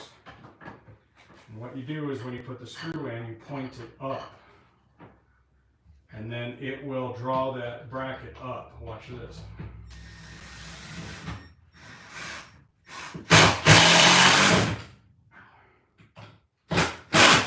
And it, see, it lifts that right up.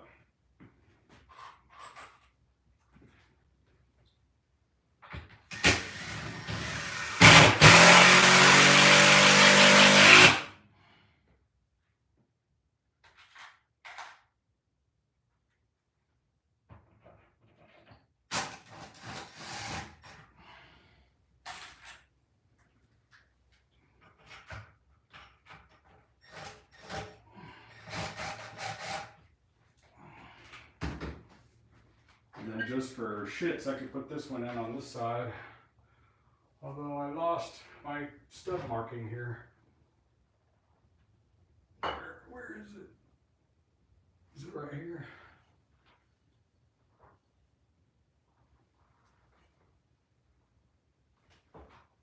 Right there.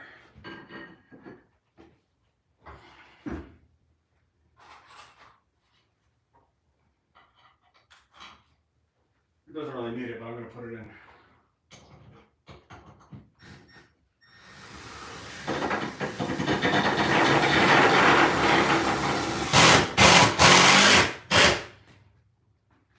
Yeah, motherfucker's in there now.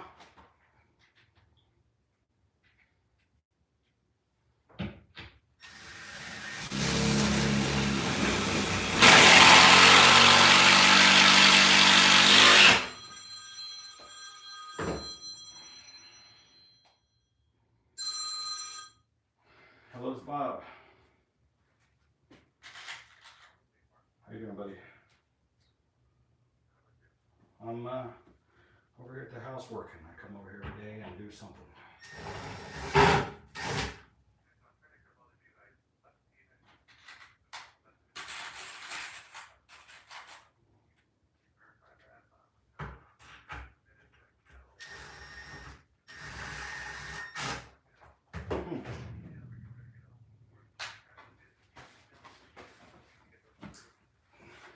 Shucks, he says that he sent it to you and he's been waiting on you to reply. So let me, give me just a second here.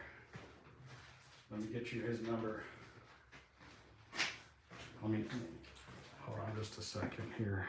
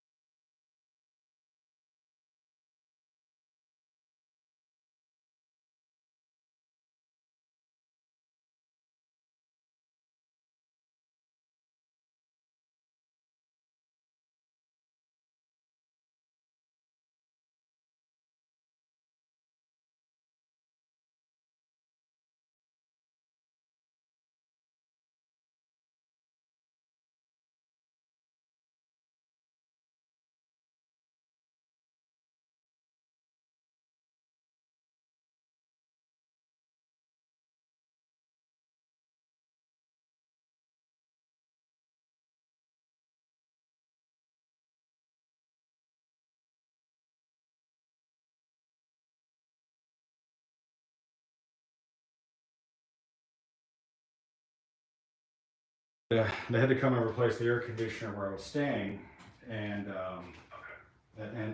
know, it has nothing to do with you, but I was talking to the guy, and he goes, "Oh yeah, Gavel's like 25% more than most places." But the thing about it is they are. I don't have to use them, but I want to use a company that's been around for a long time. I don't want to use just some dude, you know, because 10 years from now, when I need something, I want to make sure they're there. And that's the reason I like these guys is that you call them, man, they're there. They show up like the fire department. I mean, that's why I thought they were great. And it's like, well, if I have the opportunity to take advantage of using them because when I first moved here, I didn't know who to call. I called them, and man, came out. And they didn't even charge me originally on the first time. So they've taken care of some other stuff and for me a couple of times. I'm like, well, I just really like these guys. They've been super cool, and that's really what it's about. It's about the customer service in the future. I know that when I have a problem, you call them, they're here. I have these other contractors, the Service Pro or whoever they are, and Advanced Pro, I guess. And I don't think he's submitted anything to you. He hasn't submitted anything to me. There's been. He did send me something. Yeah, because I texted him. I go, what is the plan? What are we doing? What's happening? What's going on? What's shaking? Because I haven't heard anything from him. No one has done any work here at the house in over a month. Just nothing has happened since, the guys came and they air blasted the wood and shellacked it, and then Servpro took their stuff out of here, and absolutely nothing has happened other than, like, I come here and do work myself. I've been cleaning the carpets, washing the walls, cleaning things, taking things apart. I've made 4 or 5 trips to the dump. And these are all things that I'm doing without being paid, and nobody is helping do these things. And I'm like, who's helping? Who's doing this? So I'm gonna start buying hardware and doors and things and just have them on site, ready to go, keep the receipts, and we'll just work it out, because I feel like if I don't be forward retroactive, we're already coming up into February, and like no construction has been done. He just replied to my thing with his email, which let's see, he says, I did send him that with your claim number. I can do it again, he says, because they didn't get it. So he's, so I'm on the phone with him now. He's texting me back. Every document you're claiming is just not there. Whether it's on our end, there's like not saying you didn't, because you did call. Yeah. Left me a message. Well, sometimes it gets sent somewhere else. But like I'm getting anxious because I'm like, gosh darn, it's gonna be summer soon.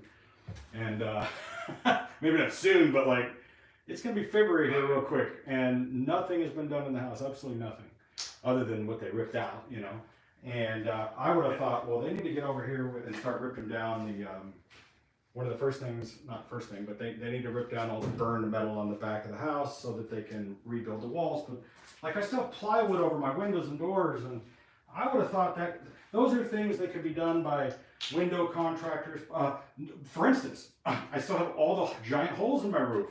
No one has addressed that the firemen cut holes in the roof. They're still there. Thank goodness we haven't had a rain, but what if we do?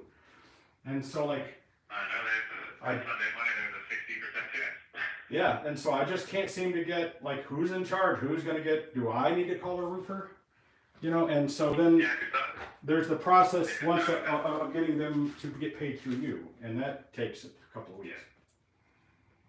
Yeah, so Doug Smith is definitely the guy from Advanced Pro, unless he has a job superintendent or a construction manager. Some of their contacts, one guy's are estimators, some guys actually run the crews. So there's 2 different ones, the superintendent or the project manager or the estimator. So I don't know if he's going to pass it off to some guy that's going to be your day-to-day contact. Mm-hmm. But he did submit the estimate. I've got it here. Just got to take a look at it. Okay. Make sure it's accurate. So around 212,000. So 212,000? Jesus. Yeah. See, I want to see what all that entails, and I had told him, and I think you would agree that like for like should be done to the house, and I had explained to him that you know, we had detailed journals of the construction of the house, and also I have all of the blueprints from when it was remodeled. And I said, you know, like all of the sheetrock was 5/8, all of the internal walls were insulated. I just want to make sure that those things go back in there. I don't want to put substandard materials in there. And, you know, that's why I was literally thinking of going and buying the materials and having them on site, go get a couple of pallets of sheetrock, go buy the doors, go buy the hardware, and go, look, here's the stuff I want in the house, put it in the house. Because these guys try to cheat and cut corners everywhere they can. Like listen, you and I know the game, and what these places, what these guys will do is they'll get the cheapest stuff they can, and then they'll bill you for the expensive stuff. And I'm not accusing them of anything. I'm just telling you that's my experience of the way these guys do stuff. You know what I'm saying? Yeah, I can agree with you. There's scammery going on everywhere you look, and it's like I've had a million people tell me that. They go, keep an eye on materials, you know, because they're going to come in here. I don't know if the craziest thing happened. We found a safe hidden in the wall of the chimney while we were cleaning. We found a lockbox in there from the previous owners. There was $40,000 in it. Wow, that's pretty cool for you. Yeah, and it's all vintage cash. I don't mind telling you because everybody knows about it, because we did it live on YouTube, because I was like, let's do it like Geraldo. And yeah, remember that? And so there was this like, not in the chimney, but there's a firewood storage next to it. And it goes way, if you crawled into that hole and stood up, there was a metal box with a padlock on it. And then we ground the padlock off, and inside was a little fire safe. And we pulled that out, and there was a bank bag in there from a bank that went out of business 20 years ago. And there's a bunch of vintage cash in there. So apparently the previous owners had left it in there, and it's been in there for decades, and nobody knew. And the house was built by a single man, this Swedish immigrant Mormon man who came here in the 60s. And he hand built the house, and he wrote like a book about it. And one of his relatives sent me this journal. And I read the whole thing, and he talked about how for 4 years he built the house by hand. And he built it out of, he was a construction worker who did sheet metal work and welding, and he used to bring home scraps that he would buy at discount from Caesar's Palace and the different casinos he was helping build. And so he used all commercial materials in the house. That's why the walls never burned through. He used fireproof 5/8, you know, it only came through the windows and the door. So I told the dude, I said, I want the, yeah. So I told him, I want the exact same shit in the house. My exterior walls are 1 inch thick. They're 3/4 inch decking with 1/2 inch siding on them. So they're 1 1/4 inch solid wood. Which a modern house now is just made out of cardboard and Tyvek and, you know, siding and. So it's great, right? So I've been here, the upstairs, I saved you a ton of money because I wouldn't let him rip out the living room and the kitchen. So I saved you all of that, like all the kitchen countertops, all the cabinets. We just cleaned the ever-loving shit out of them. And I took my rug doctor and cleaned the carpet 10 times probably, and it seems clean. So, and it's not, I don't want to sound noble like I'm trying to save State Farm money, but I'm trying to save things that just aren't replaceable or that would take too long to rebuild. So that's why I wanted them to save these different rooms. So I probably saved us $100 grand easily by just cleaning the kitchen. Because if this guy wants $212,000 just to sheetrock the house, which seems kind of unreasonable to me, but whatever. Take a look on what he might have lots of cabinets and everything else. Well, that's probably including the bath. You know, both bathrooms have to be completely done. So they pulled out all the stone tops. They pulled everything. They pulled out every single thing. So that all has to be completely redone because they went in there with sledgehammers and knocked it all out. So and it makes me wonder what else was hidden in the walls that they might have found. And I know that one of the workers went into my other building and stole an AR-15 that I had sitting in there because I don't have any proof of it. I just know that it was there behind the door and now it's gone. And I was letting them use the bathroom in that building, and so now it's missing.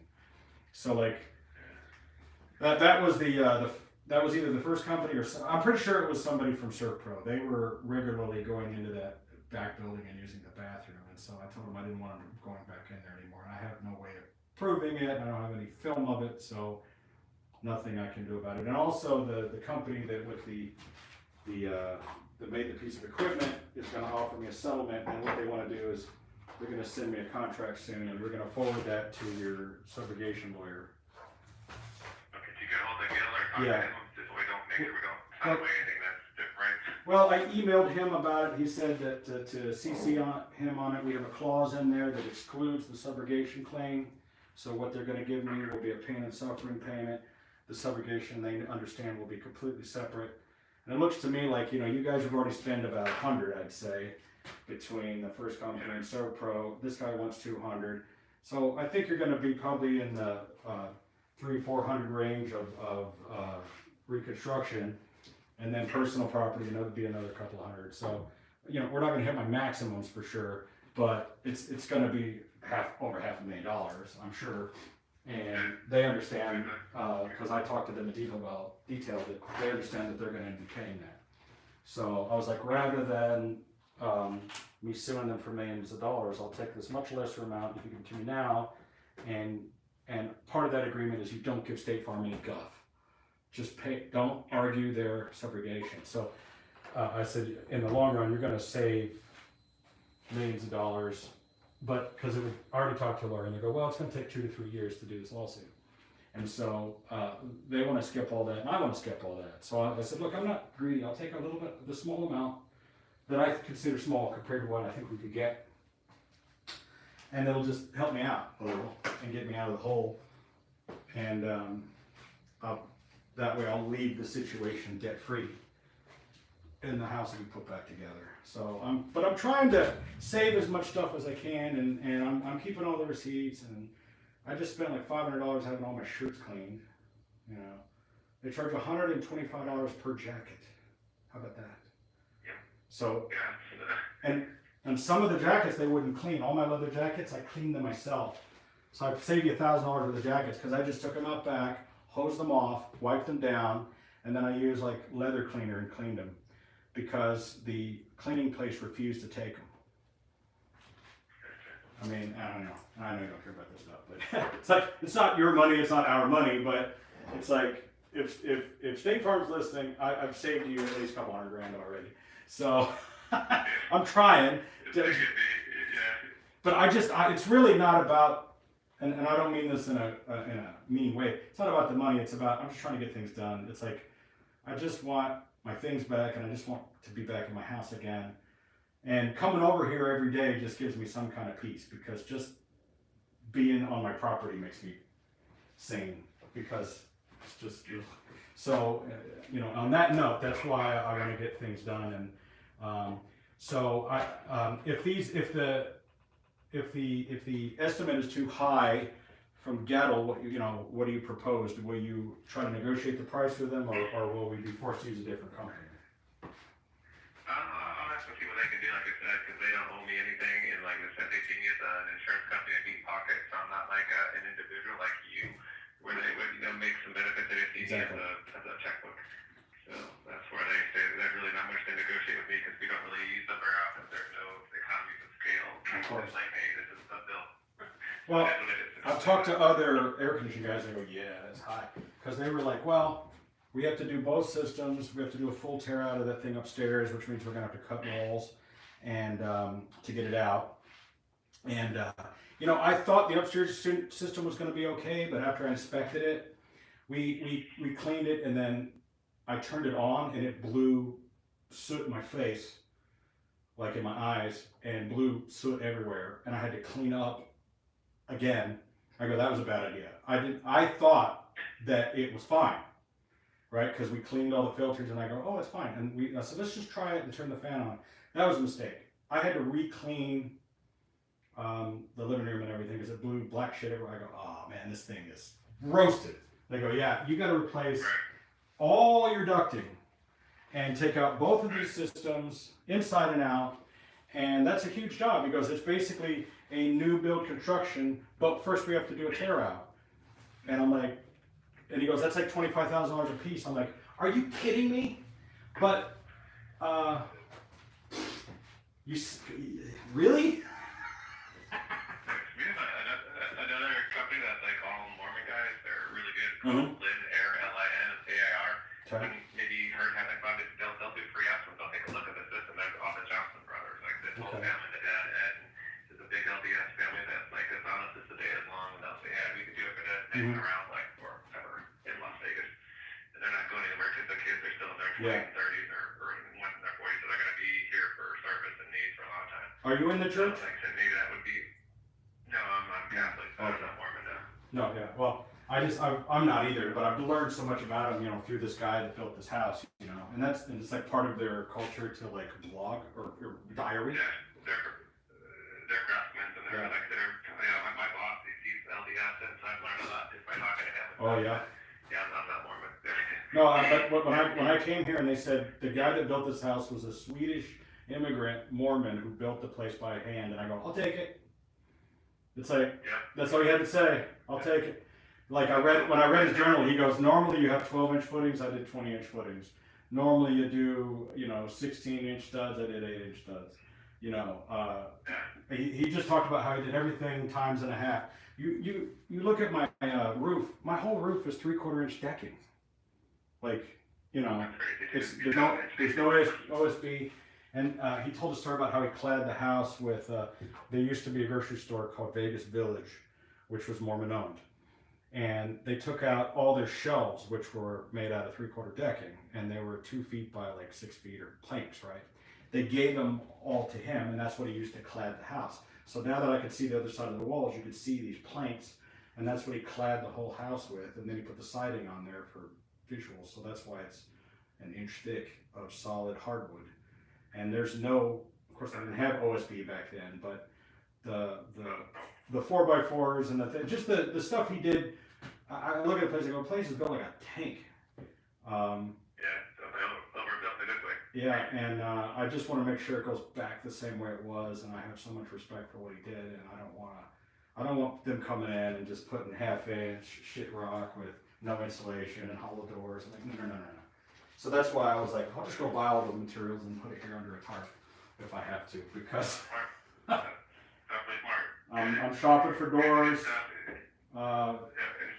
doorknobs, light switches, all that stuff, and that's what I do all day here is clean, organize, work on things. I'm out in my garage right now and trying to get things done. Like I said, we did 3 trips to the dump, taking all my burned furniture and mattresses and whatnot to the dump. Some of this stuff though, the smell, man, you can't get the smell out. What I've been doing though, if you ever have to go through this, is I bought these ionizer machines, these ozone generators. And if you put your stuff in a sealed room and put those on full blast and leave it in there, it'll cook the smell out of there for the most part. That's a lot of these companies do. I've heard about those ozone thermal fog hydraulic machines. Yeah. Companies like Burke use all that stuff for smoke neutralization. But yeah. So, ozone is like no joke. You don't want to be around it. no. It has a nasty smell, so you gotta let it air out after that. But like for instance, we had all of our suitcases in the closet, these Toomey suitcases and stuff, and I was like, man, I'm not throwing those out. You know what I mean? So I just hosed them off, then I put them in the closet, and then put that thing on 3,000, and it smelled like, metal, like it has that hospital smell. But if you set it outside for a day, let it air out, and then it's fine. It really works. So anyway, all right. Well, thanks so much for calling me back, and I know I talk your ear off every time. So Steven says he sent you another email. He sent it to us both. Let me go check my email right now and see if it's there. I'm not seeing. I'm glad to get through antivirus software takes us 3 hours. I don't see it on Monday. Oh, yeah, I don't see it right now. It's probably in my spam, so I'll have to go check. But anyway, I just want to get that air conditioning done as soon as possible because we can't close any walls until it's done. So. And if you get it, I don't send me your copy. That way I can make sure we get the copy. And if I want to take a look at it, we can do. All right. Well, thank you so much for calling me back. I know you're very busy. I hope they're not killing you with the fires out there. Yeah, I had to do Thursday, Friday, Saturday, Sunday a couple weeks ago. I put it first half and then just doing 7 to 7, making 3 hours calls. Wow. So that's all I was doing all day long was talking to people in Pacific Palisades and Altadena and trying to get everyone set up with money and housing and I keep that in perspective. I'm very lucky as compared to those people. They lost everything. Yeah, you kind of see we did the visuals and watching the Google Earth and kind of seeing just a pile of rubble. And it's like, oh my god. So yeah, it was rewarding. Kind of helped people, but it was emotional because it took a lot out of you because like they lost everything. So it was So sad. conversations to have. But Well, thank goodness we got a commander he'll be here tomorrow and he's going to California after that. And the dude he said no more foreign aid until North Carolina, California, Tennessee, whatever is fixed. I'm like, that's what I want to hear from the dude in charge. So I don't know how you feel about it, but that's how I feel about it. So yeah, I said I gotta take care of our own and take our house bigger enough anyone else. I love it. So, All right, I'll let you get back to work. Thank you so much. yeah, that's it. Bye. Bye bye. Had to mute some of that. That's my insurance agent. You get a taste of what goes on every day. People like, oh, you got insurance, Bob. They'll just pay for everything, Bob. It's been 3 months and nothing has happened. Nothing. They've done nothing. It's not the insurance fault, but it's like the air conditioning guys, it's been 2-3 weeks. They send in an estimate, they gotta get it approved, they gotta this contractor that just finally sent him a $200,000 bid to do the reconstruction, $212,000 estimate. And it's like, I haven't even seen it yet. I mean, it's almost February. This happened in October. Before Halloween, October 15th, the fire happened. And he's just now submitting the estimate. I'm like, I wonder how long it would take me to go get a DBA and contractor's license here in Vegas and just self-contract this thing. Give me 200 grand. It does not cost 200 grand to fucking sheetrock my house. And well, there's sheetrock, flooring, insulation, paint, trim, doors, bathroom, sinks, plumbing, shower, tub, floors, blah, blah, blah, blah, blah. Chinese company's going to settle with me, yes. They keep telling me they're supposed to be sending me the contract. They have not sent it to me. So Chinese company, if you're watching, I am not under NDA with you. I've signed nothing with you. And I'm getting very fucking annoyed with the fact that you haven't sent me my money. Get on the ball with this or this deal's over. How long are you going to jack me off? It's been 3 months. Just send me my fucking contract and money. And this will be done with. But I'm getting very annoyed.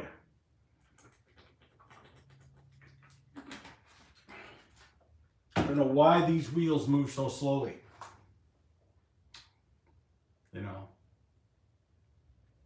Complaining aside, I'm very happy with the work I've gotten done here today. Look at this. I got the shelf up. Perfectly plumb. Look at that. That motherfucker is as level as my goddamn checkbook. Or it's balanced, I should say. Perfect. Very happy, and that's very strong. I mean, all I'm going to put up there is a couple of little things, you know what I mean? Nothing heavy. You know what? I think I threw out that little pack of screws, didn't I? There was a couple little pack of screws that, well, it's not going anywhere. But see, now I can just, like this bucket of clamps right there. This little bucket of shit right here.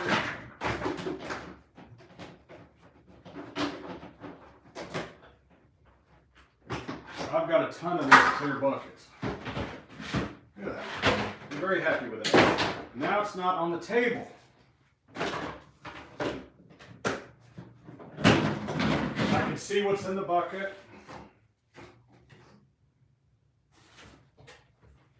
I'm going to put me a paper towel holder right there. Perfect. I'm going to buy me a paper towel holder.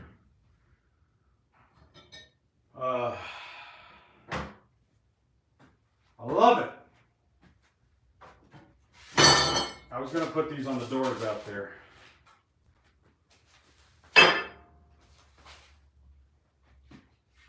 Maybe I'll go do it right now.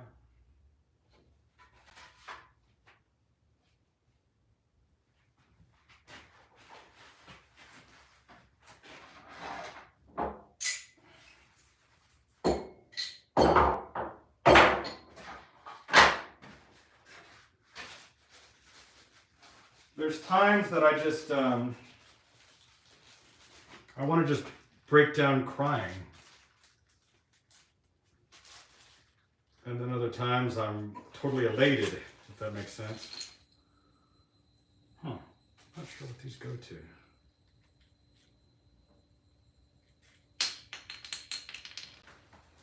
Hate to throw them away, but they probably don't go to anything I need. Famous last words. You just can't get any work done when every place, and when the place is a shithole. You know? When there's just crud everywhere. I'm just gonna throw this fucking phone out because it's fucked. Every time I look at it, it pisses me off. Like, it just makes me think about it, and then I'm like, it doesn't work, it's broken. Fuck it.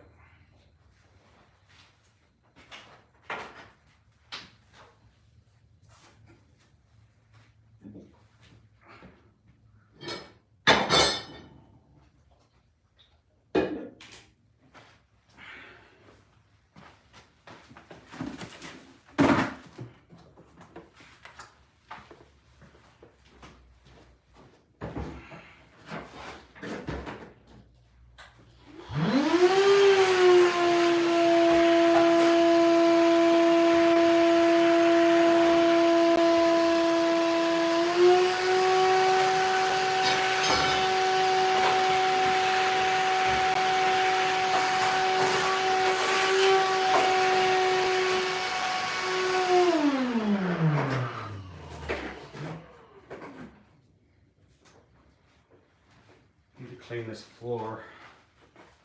Throw away this mat. Ugh. Look at this right here. This is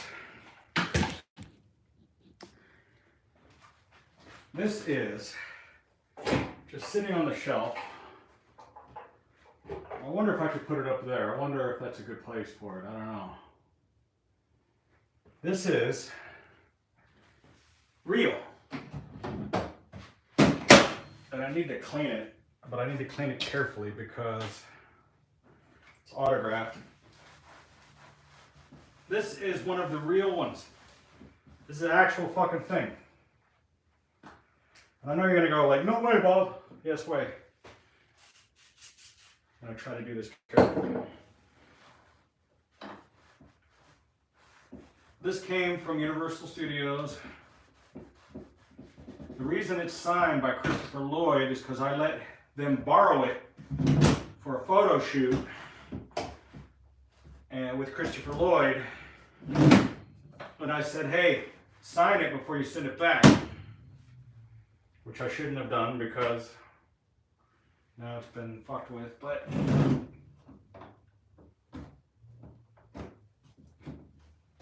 I only have one thing of plutonium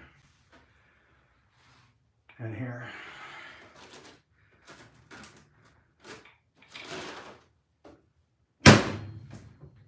So yeah, I got this from the president of the Back to the Future fan club.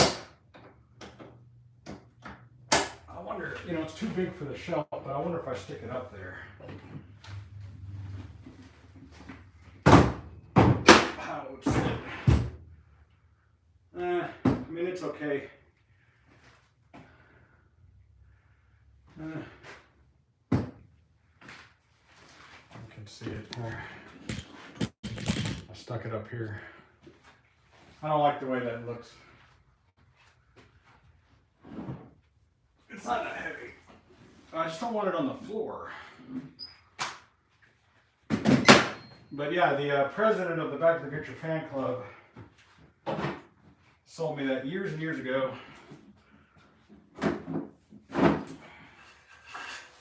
And it's one of Eric's speakers sitting here. He wanted me to fix something on it. And it's been here. for a year or two.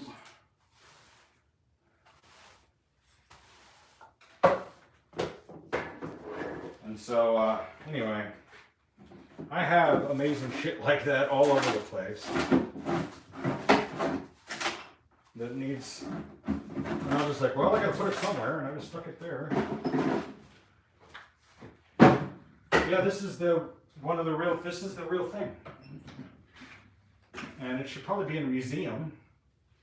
I just don't want to sell it necessarily. I would, but it'd have to be for a lot of money. But it's just getting dirty and sitting here.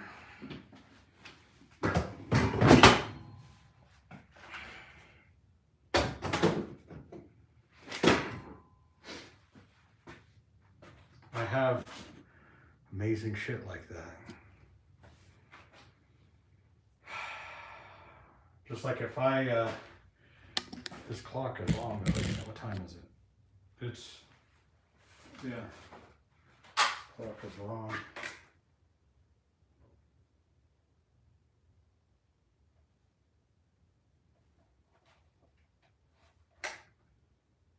Trying to see how you set it.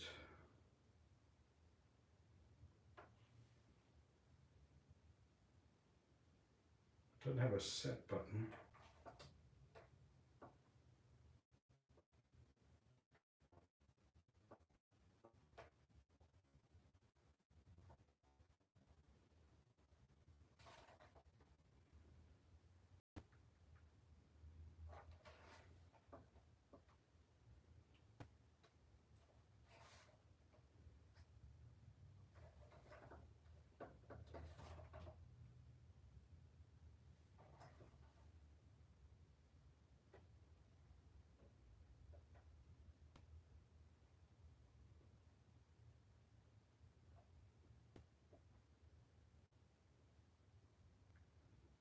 Wait, is daylight saving time on or off?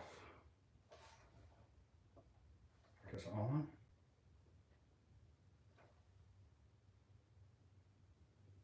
So it's like,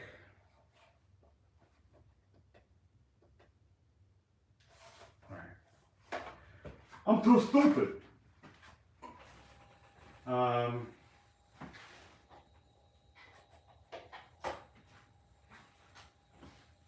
I just simply put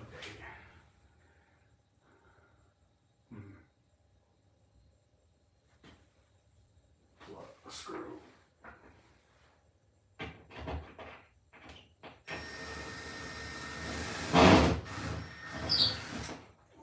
It's not very good.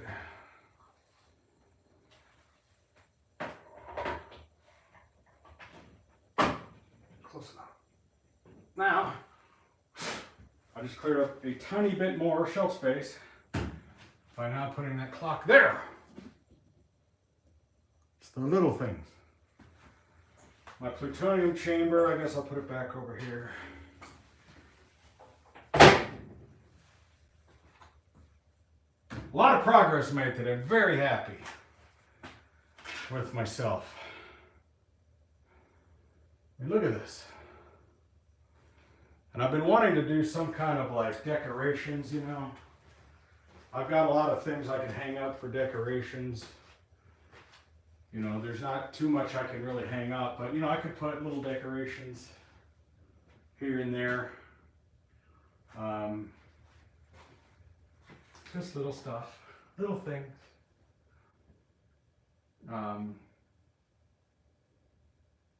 Normally when I'm not having the camera on, I have my stereo pumping, you know. Is it, he ain't doing that anymore?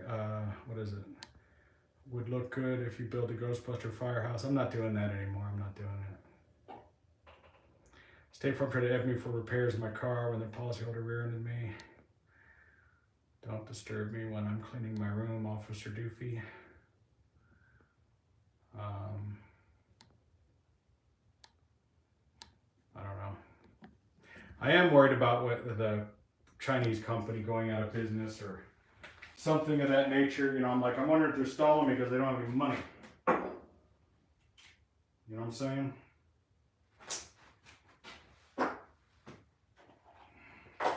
Captain Who? they're giving me a pretty significant amount of money. I mean,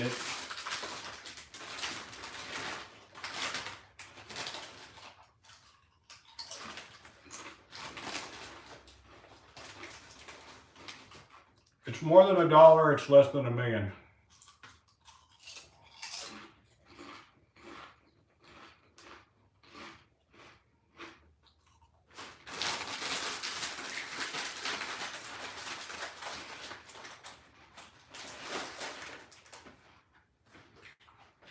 I have had my eye on a Lamborghini Urus. I've always wanted one of those.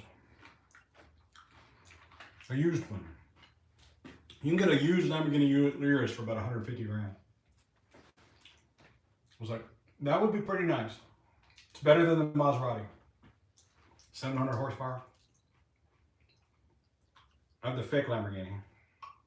But you could not daily drive this. I mean, I guess you could. Like if all you're doing was driving it to work, you know, because it is just a Fiero after all. But it doesn't have a heater or an air conditioner, windshield wipers, the basic shit you need. I mean, it physically moves about, you know. You could physically drive it around. But it's not something you would want to use daily, comfortably. So I thought I would come and try to tackle this side of the room. Keep stepping over all this insulation from this car. Maybe I'll just kick it under this table. I haven't thrown it away because I might reuse it in certain places, and why not? It worked before. Or here's one of those little audio things I was talking about. Like this is another one. So this operates one little speaker, and you got 12 volt, and then a speaker output, and then an audio input, and then a little knob. And I'm going to use it for a little sound effect thing. So just a look, this is the Night Rider dash I'm working on. I just need to finish it. And it's just a lot. It's a nightmare. That's why I haven't finished it. This right here is an ultrasonic machine that I have, but what I have is a kit right here that you can mount your records to, and you can ultrasonically clean your records. How cool is that? I need to access these drawers here, so I need to move you here like that.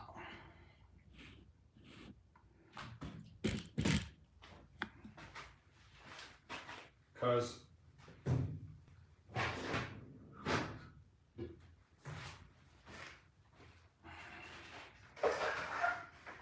see, what I did was I went to Harbor Freight and I just bought one of every single storehouse thing that they make.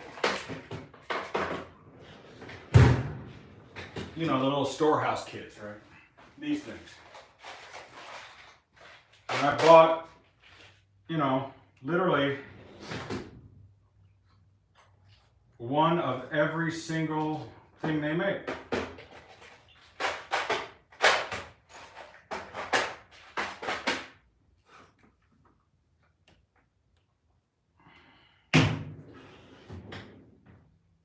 And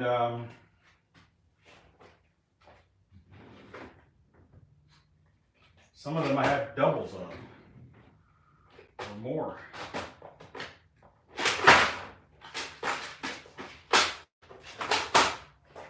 But they come in pretty handy when you need stuff.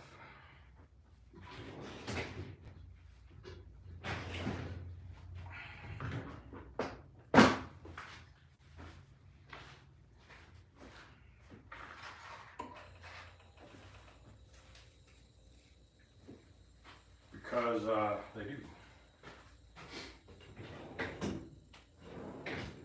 They do, they do, they do, they do. See, this drawer is just all tape. It's just all rolls of tape. which comes in handy because sometimes you need tape, double-sided tape, various kinds of tape. I thought I saw some tape over here I was going to put in there. No.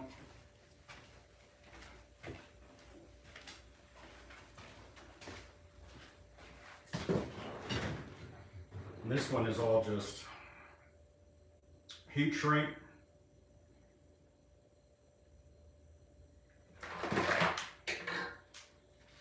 And wire cats, and this could probably be done a little bit better. Like this isn't supposed to be in there. This is a little messy. And this top is supposed to be, it says diagnostic tools, screwdrivers and things. And the thing about it is, the bad thing is you're constantly putting shit on top of that thing. You know what I'm saying? And that's the problem, is when you have anything with a top surface on it, you're going to end up putting stuff on top of it.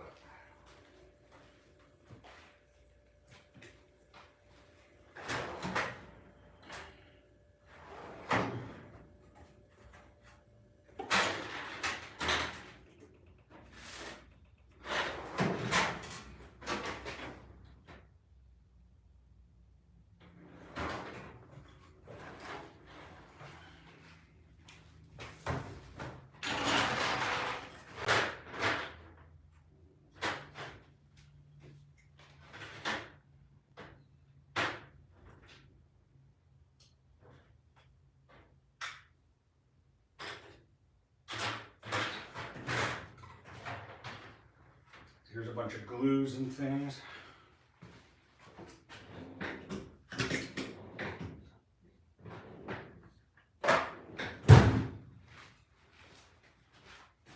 Which probably should be somewhere else.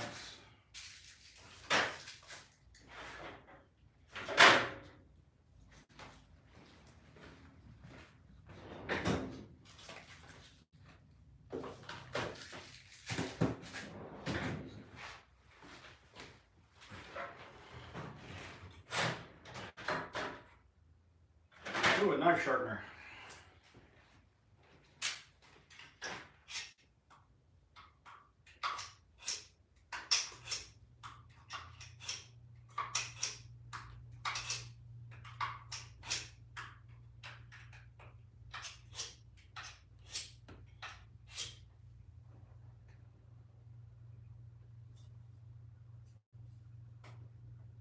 It says don't hold here.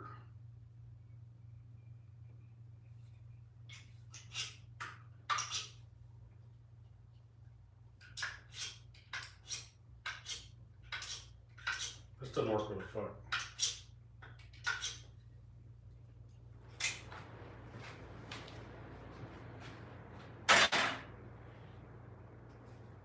Bunch of shitty tools I should just probably throw in the trash.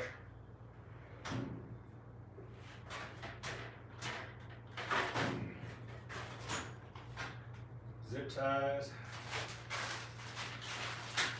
All these zip ties need to go in this drawer down here, where I keep zip ties. Ooh, there's a diagnostic tool. There was another one over here I need to put.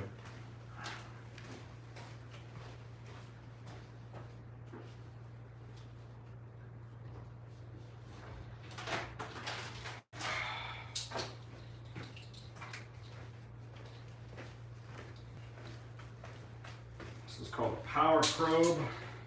Power probe, very cool. Comes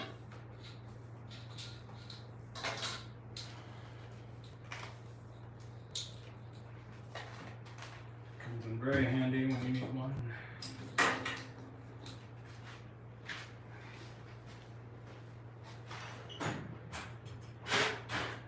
More shitty tools.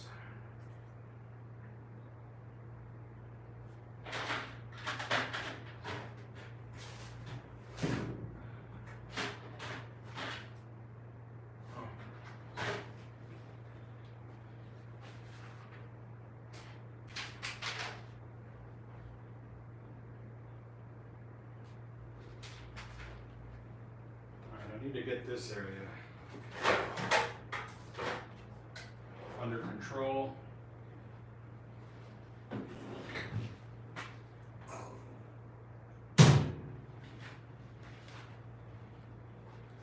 It's a truck full of random ass screws.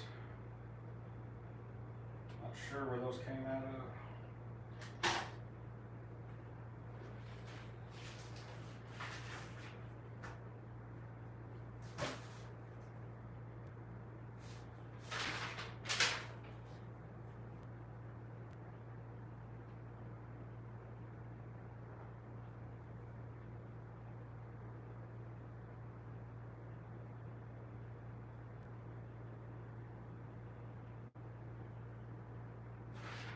What this is.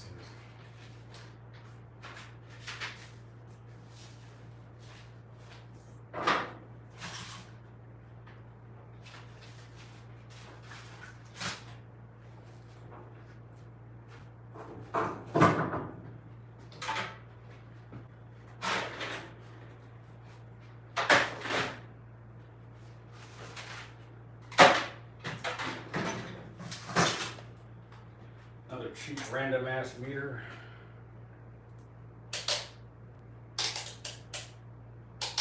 With a dead battery.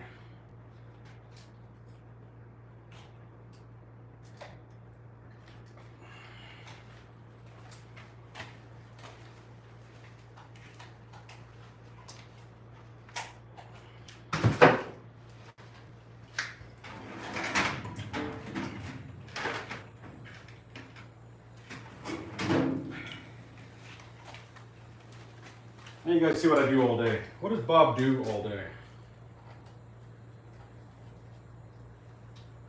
Mostly running around, honestly.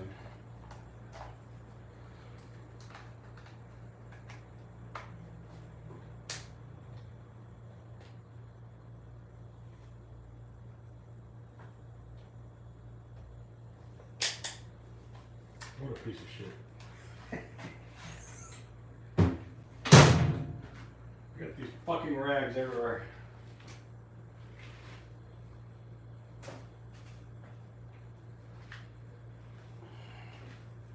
They come in handy when you need to wipe down some shit. But most of the time they're just in the way.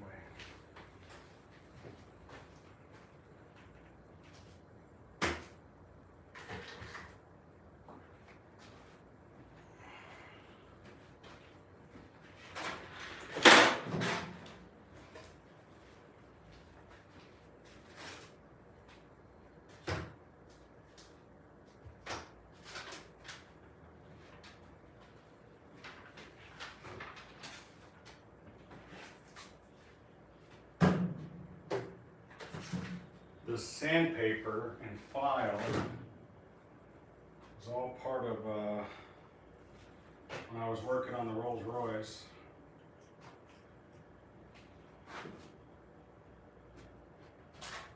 And I was doing dirty work in here, which I'll never do again.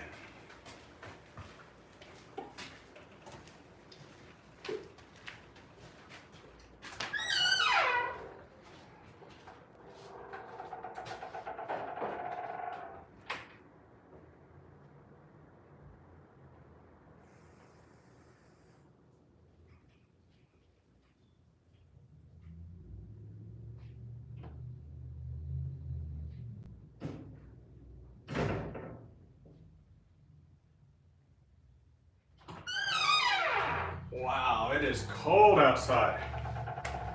Had no idea how cold it was out there. Because like that mini split up there, that thing keeps this room totally climate controlled. That thing, for like $500, whatever the thing cost, it's dead quiet. You never even hear it running. More fucking rags. I need to have a place for these rags, you know what I'm saying? And that thing is dead quiet, and it stays toasty warm or ice cold in here, whatever it is you choose it to be. Man, I've been on here a long time. See any projects going on in Dallas? Yes. Trump is live on TV in LA. He's here. He's supposed to be here in Vegas. I think he's flying in tonight. He's going to be at the Circa Hotel tomorrow afternoon. I was thinking about going down there. I don't know.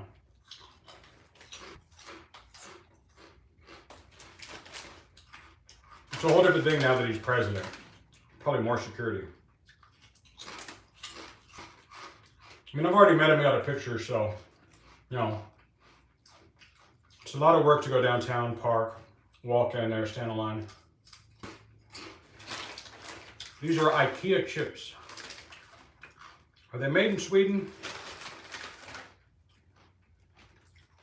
Made in Sweden.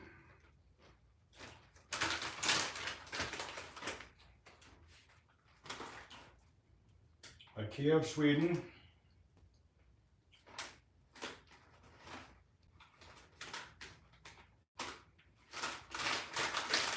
Ingredients: potatoes, vegetable oil, salt,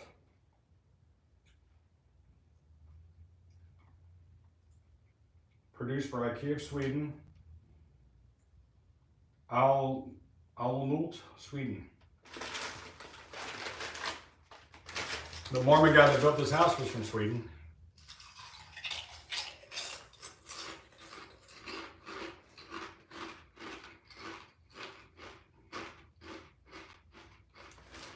They're good.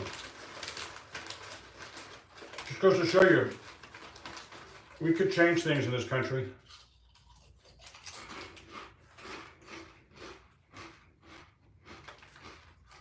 We don't have to have a bunch of chemicals in our food. Potatoes. Now, we could stop using canola oil or sunflower oil. If these were cooked in lard like they should be, these would be delicious.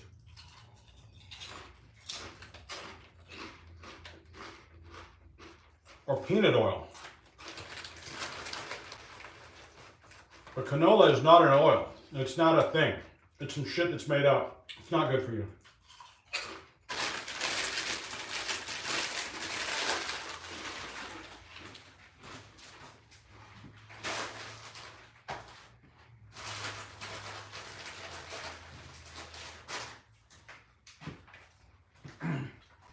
I know I eat a lot of junk food and everything, but there's no reason why we can't have a Twinkie that's just made out of natural ingredients. People have been eating cakes and cookies, sweets, pastries, stuff like that for centuries. You go back and you look at any video from like the 80s, go look at a video of the beach, go watch MTV from the early 80s. Everybody had a fine, their body was fine. There was not a bunch of fat fucks running around.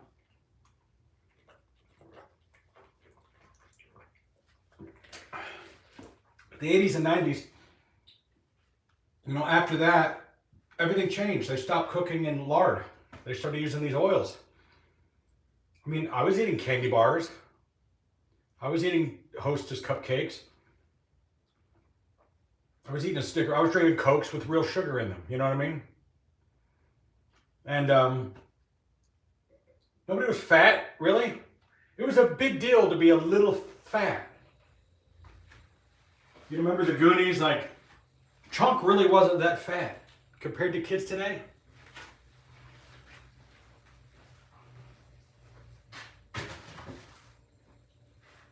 All right, I wanted to work on this little TV monitor because I need to send it to Dallas, and I need some double-sided tape, which I was sure I had some in here. Here's some. And I need to have the rest of the components for it. I'll put the camera back here and I'll plug it back in. I guess I'm kind of done cleaning up over there. I'd like to clean up some more, but that's good enough for now. Put this phone back in.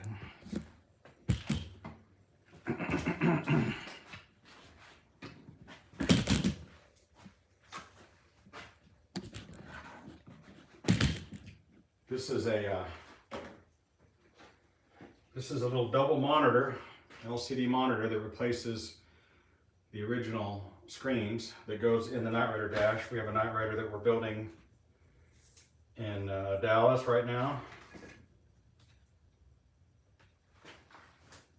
And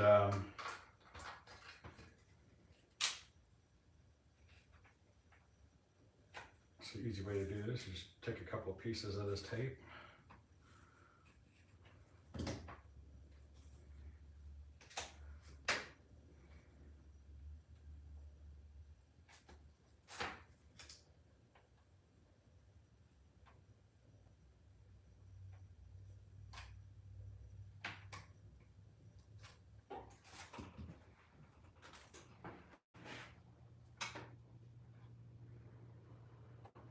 Mount this like that, gently.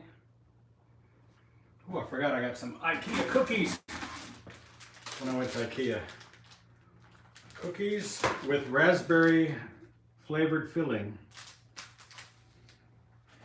Made in Sweden. Ingredient: sugar, vegetable fat, wheat flour, glucose syrup, glycerol, water, raspberry juice concentrate, carrageenan. I'm sure it's fine. If the Swedish will eat it, I'll eat it.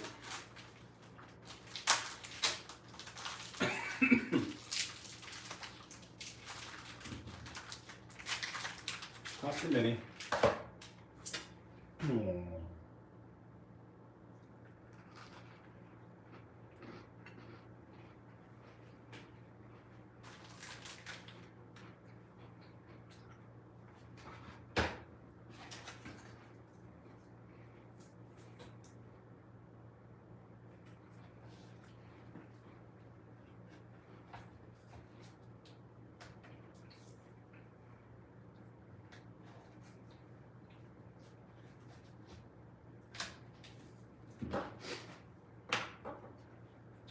I've been going round and round with some of my liberal friends that are all pissed off about Trump, you know. The bottom line is they're just butthurt. I don't blame them. I mean, if it had gone the other way for us, I'd be butthurt and complaining about Kamala every day. So I get it. You know, I understand them being butthurt. I gotta go find these cords. I should have brought those with me.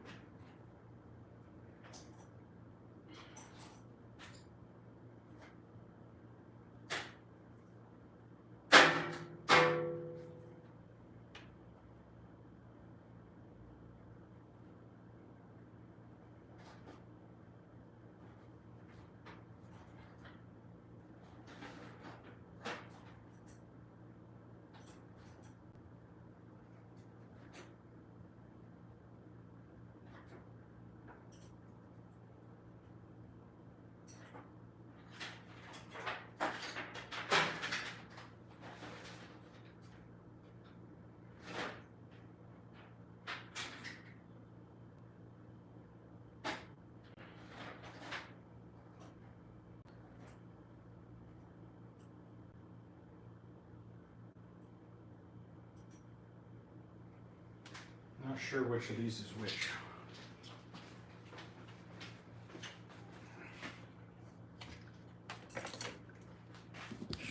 There's some little things that plug in here, like the video.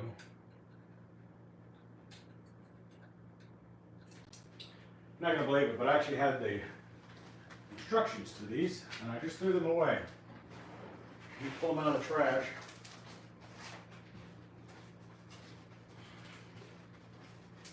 My confidence, overconfident.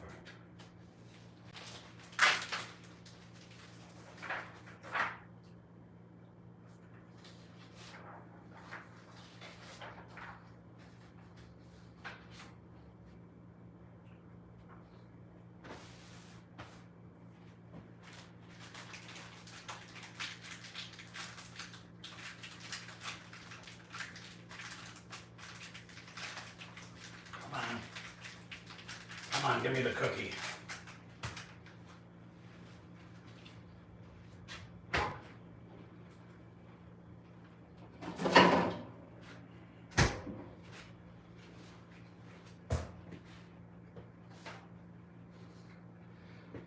Okay.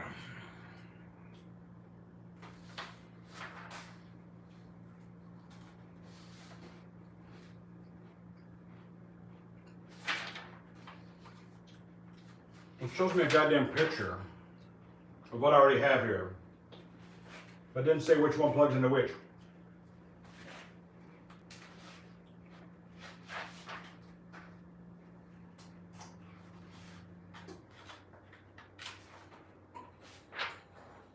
Gosh darn Asians.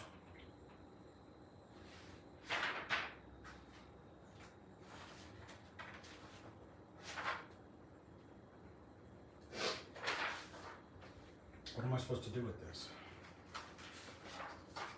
Doesn't say which one plugs into which.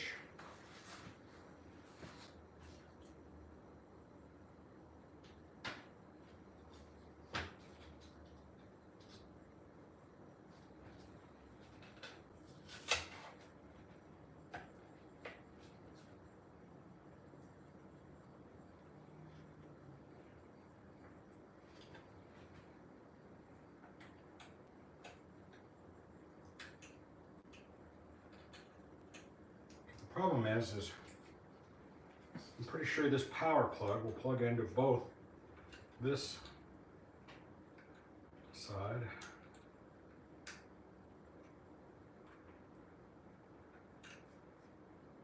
maybe not.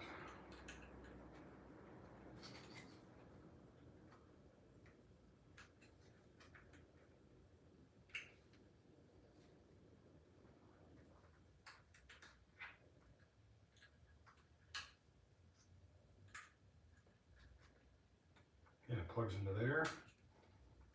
It also plugs into there. So which one is power and which one's video?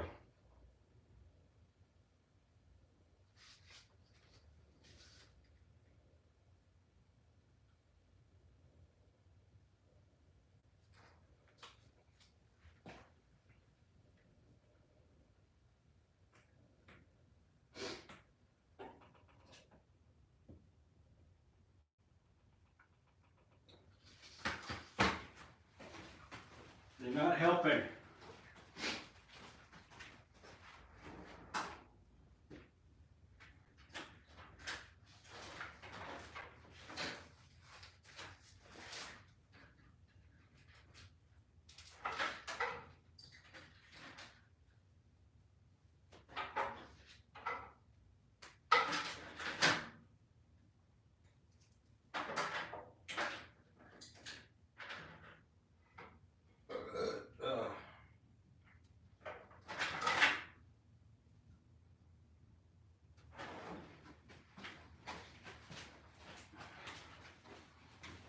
So these are VGA, which I don't need.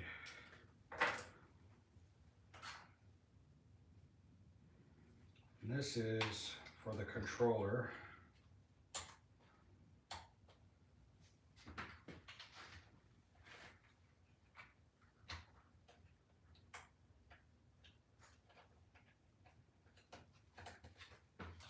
Which is this.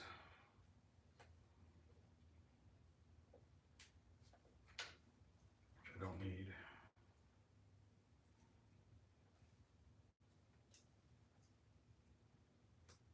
Okay. And what is this? For USB interface.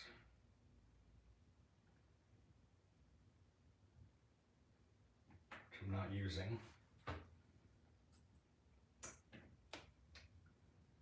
So how am I supposed to know which one of these is power and which one is video? It doesn't say.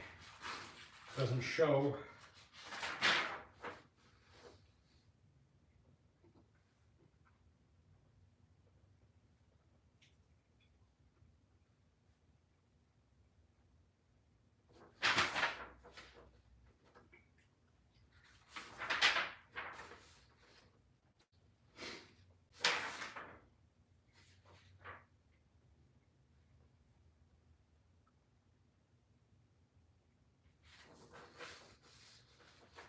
If I plug it in wrong, it's going to fry it out.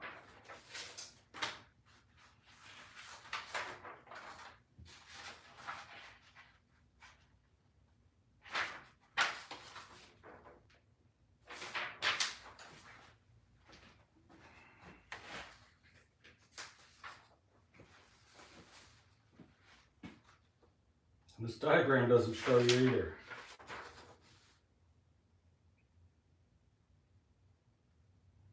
Shows you board dimensions.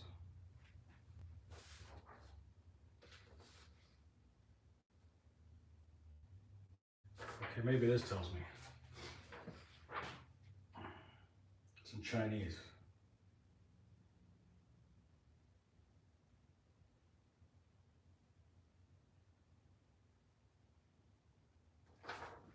What the fuck?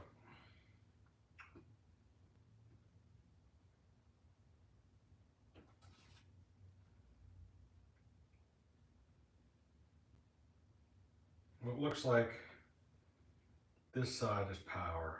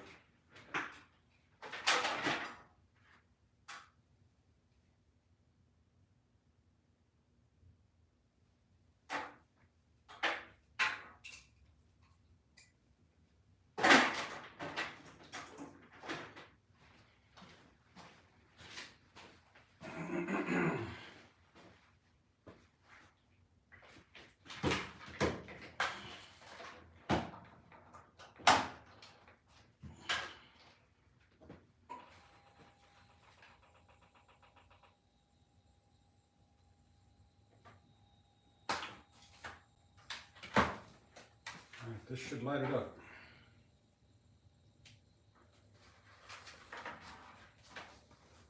Yes.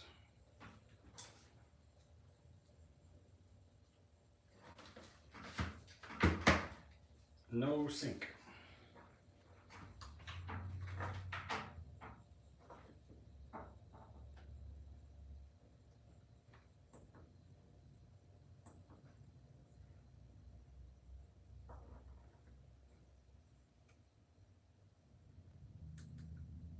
Menu, source, right.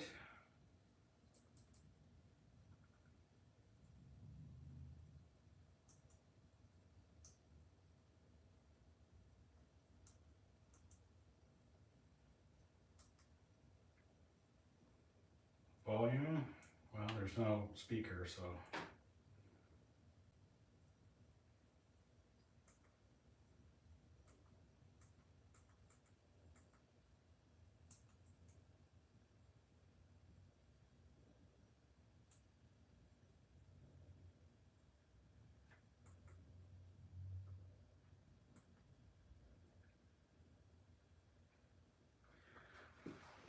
I don't have a video output source anywhere. I thought I had this. Let me see if I have a Sprite video. Yeah, I do. Oh, you know what? I bet this plug here goes to this. So what this is called a Sprite. For those of you watching, you can find these on Amazon. This is a high definition media player. You can put a USB or an SD card in there and it will auto play video file for you. Right? So all you have to do once it's been programmed and turned on, you just plug this thing in and it automatically starts playing video. Fuck me running. That was not good at all. That was very bad. That was very bad. Hold on. I might have just fucked this thing up. But if it tore this fucking thing here, this was way too heavy to be plugged in there. I made a mistake.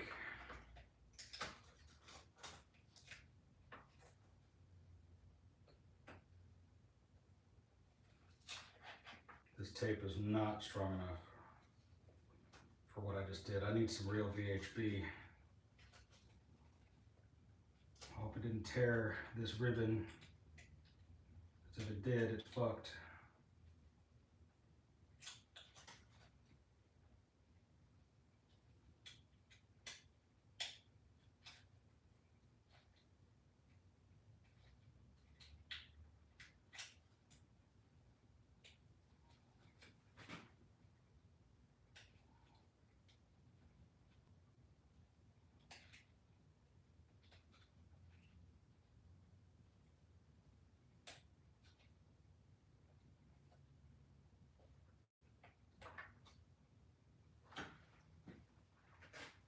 Damn it. So I need to find some little screws.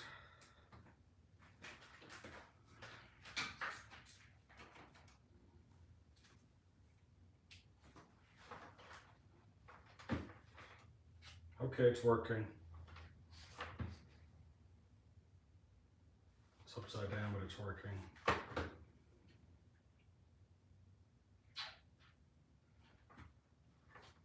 Not sure how much depth I have here.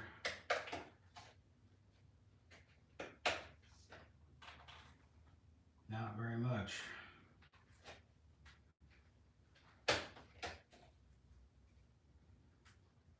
So I need to, I don't know if I have any screws that small.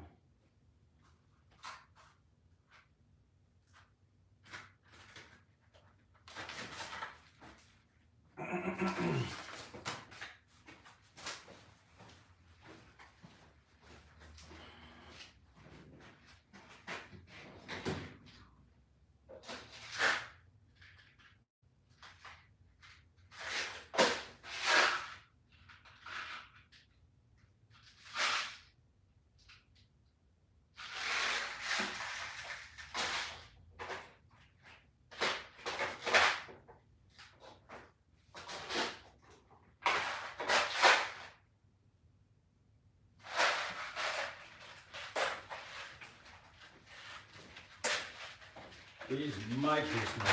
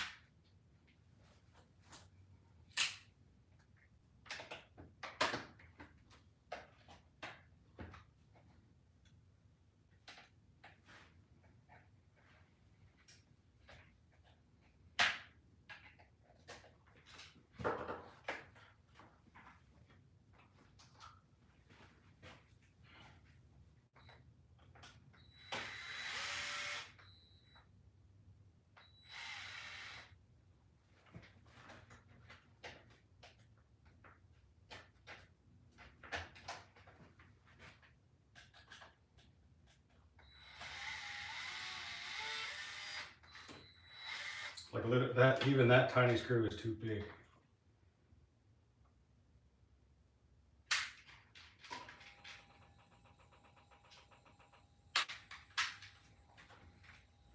I mean, if I don't put it in all the way,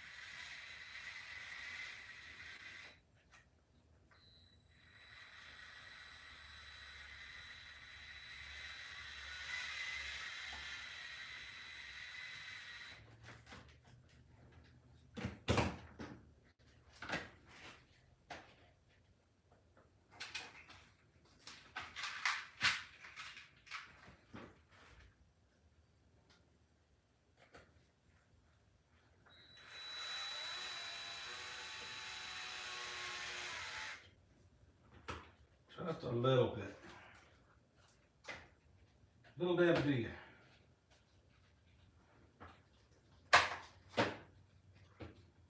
Okay.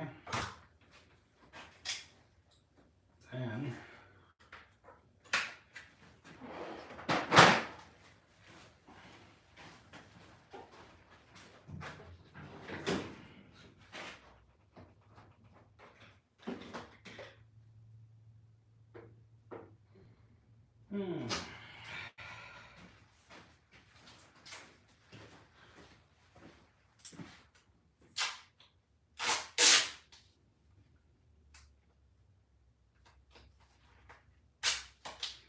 this is the tedious kind of stuff that you don't see when you're building these cars, you know. This this kind of shit that goes on in the background. And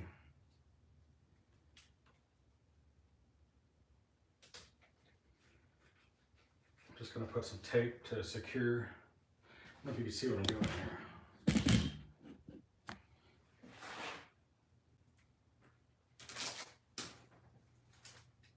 I need to kind of protect this ribbon cable here. Just a little straight up duct tape and or gaff tape sometimes. Just put a little tape on something to help secure it.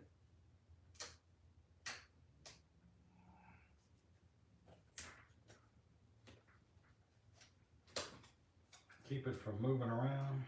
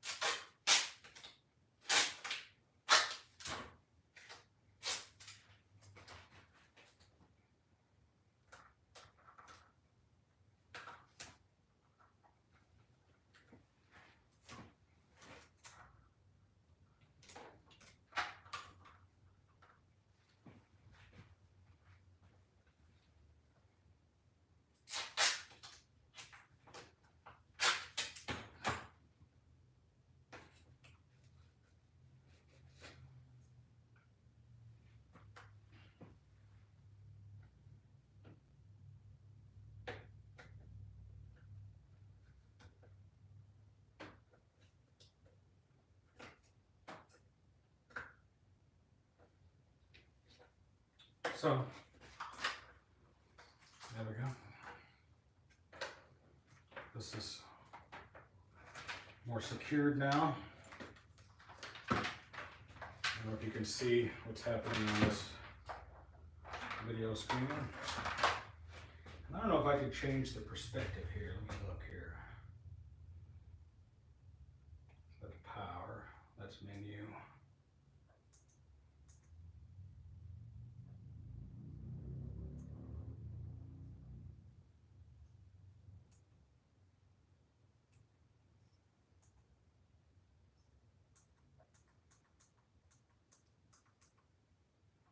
It won't let you go over to that settings menu.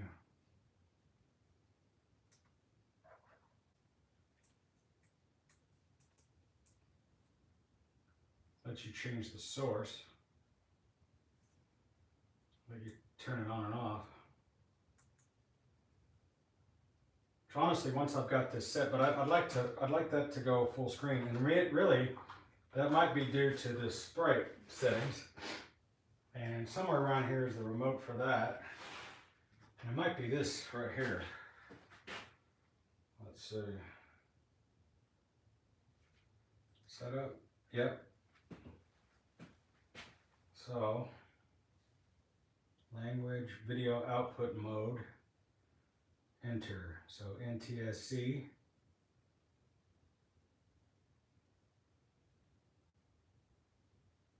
Well, it actually has an HDMI output. Wow, that's cool.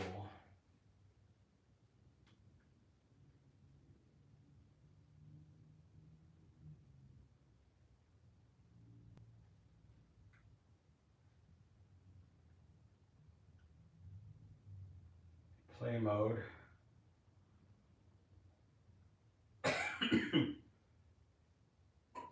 Repeat all.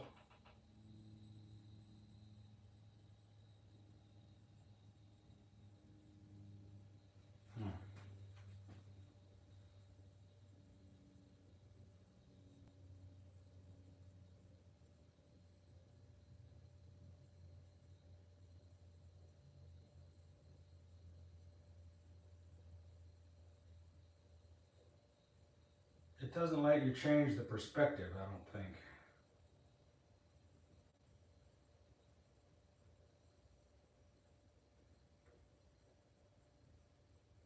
It's not here. Maybe on another button.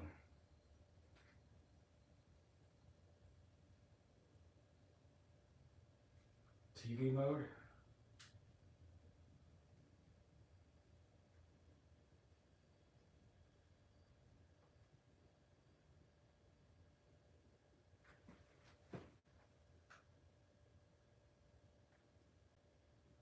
Well, now I fucked up.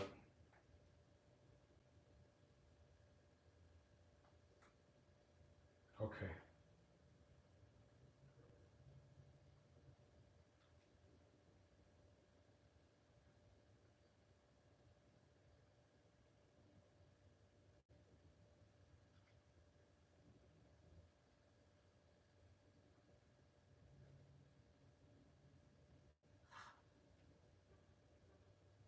Oh, there we go. Zoom full screen. Default size.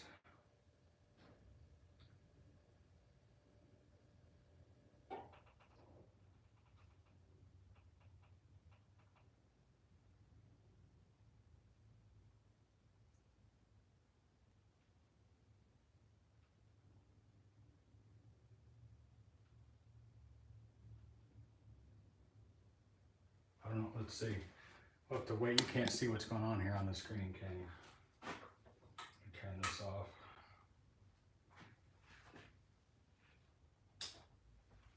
I wonder if you can see that screen better now. I don't know. Maybe not.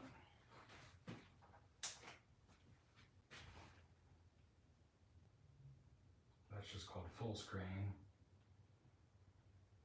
That's 16 by 9. I have to wait till it plays something that comes on the screen. I wonder if I can fast forward. Oh yeah.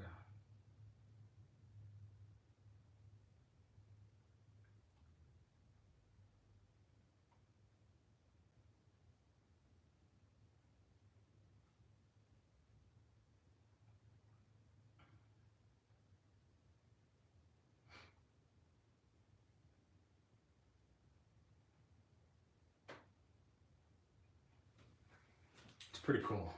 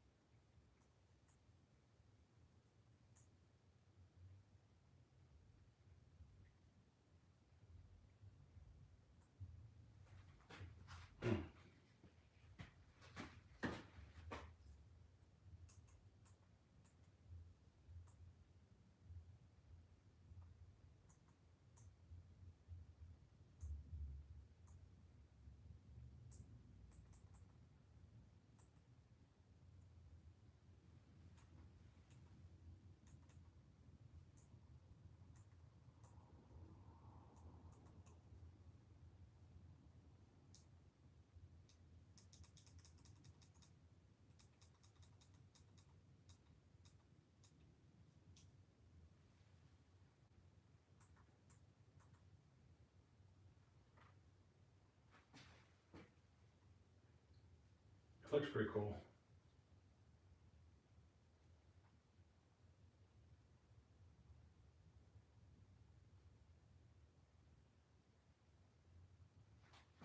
All right, I like it. So let's see the other screen, make sure it's working.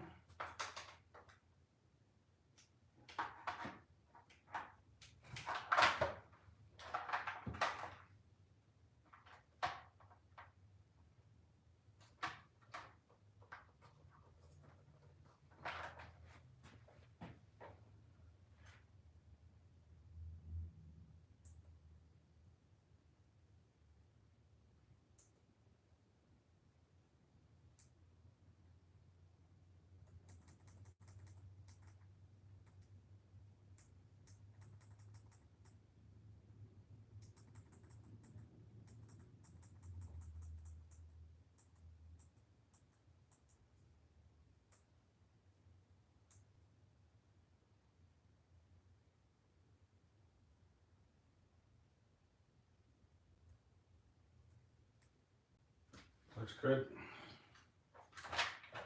Looks fucking great. I don't know if I can bring this to you so you can see. Yeah, you can see the screen there. So what this video is, let me fast forward a little bit. So it has actual stuff that's seen on Knight Rider. Let me back this up. That was a cool segment right there. And it's got all the sound effects to go with it too. All right. So these are all clips that came directly from the Knight Rider TV show. And I put them in my kit cars. And so this is just playing on the screens in the background while it's on display. So you'll see all these things playing on the screens. And this is done.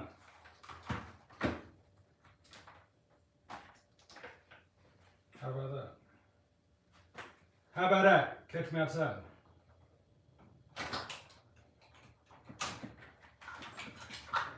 So I need to send that to Texas to Omar, who's working on the Knight Rider car, because we had some other screens and they failed. And so I had to order these and put them together for them.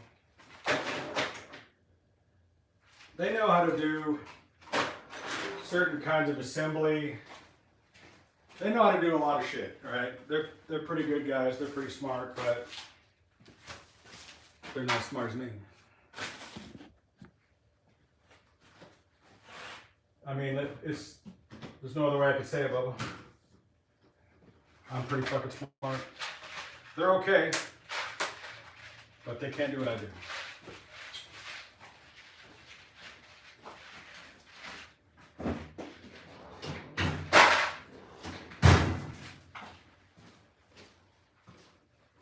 Because the really complicated stuff I have to take care of, and so this thing will be, this is ready to mount in the dash of the Knight Rider car. And how that's done, it's just like this one over here I'll show you, which I showed you before.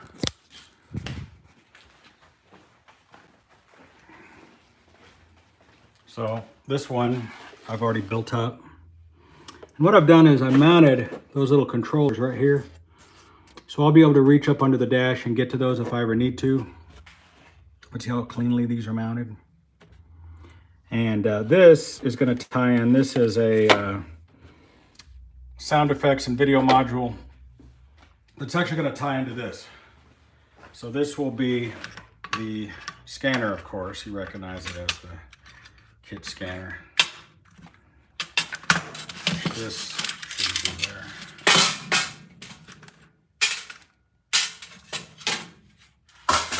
So this thing here is an integrated controller, but this will run all the way into this. And so these buttons here this controller. So when I operate this thing and hit scanner or whatever, I forget which button it is, but this thing, these buttons are going to actually be connected into here when this is mounted. And there are built-in audio and video outputs on this. This will wire directly into the harness of the Firebird. And those will be connected to these wires, which that needs to happen. I just got to get all this done.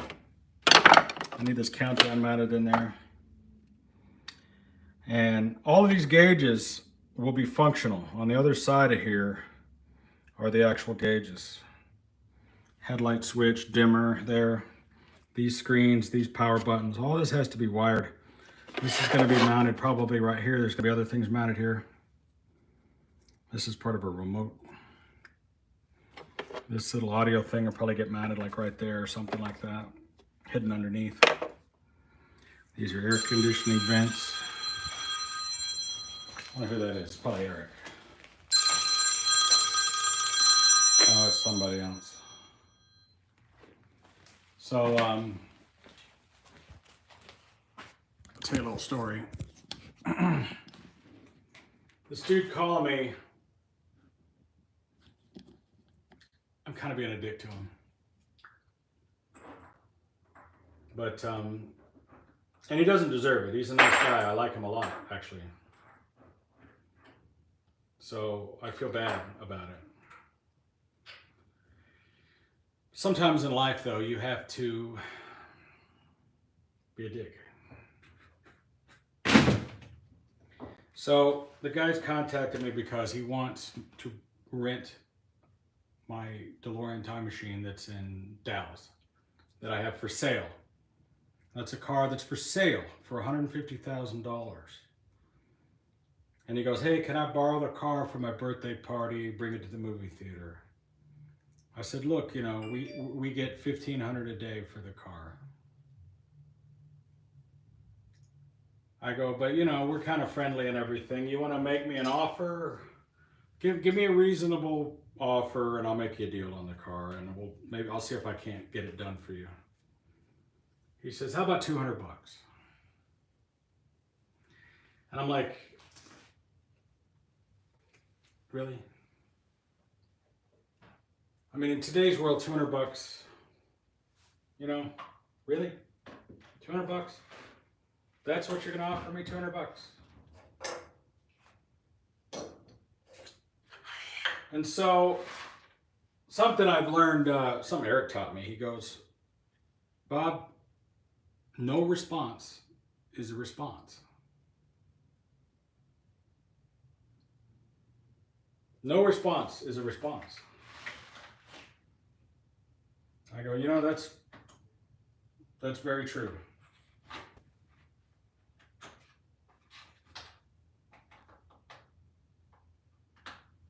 Because I'm like, you know, give me a fucking break. You want me to have my guys that I'm paying fucking whatever, I'm paying them money. And he's like, oh, you know, well, we're going to watch Back to the Future. Like, oh, I can't wait to do that. I'll give you free tickets and popcorn. You know, I'm running a business. And so, what if something happens to the car? I mean, if I have two guys go out there, you have to have two guys at all times. You know, you can't go out by yourself. It's in a sketchy neighborhood in Dallas. It's at the Texas Theater, which is a dump. That's the same theater that Lee Harvey Oswald was caught in when they arrested him. To the Bishop Arts District. It's in a shithole. Let's be honest, it is a historic theater. It's historically shitty. And so, you know, it isn't worth it. And people go, you know, that's a lot of money, $1,500. Well, when you hire a clown, when you hire a performer, when you rent a bounce house, whatever it is, It costs money. And if you want the most famous iconic car in movie history to come to your party, you know, there's risk involved. It takes my time. Now, that's when somebody tells me when they want to do a birthday party or something, I don't even answer the phone.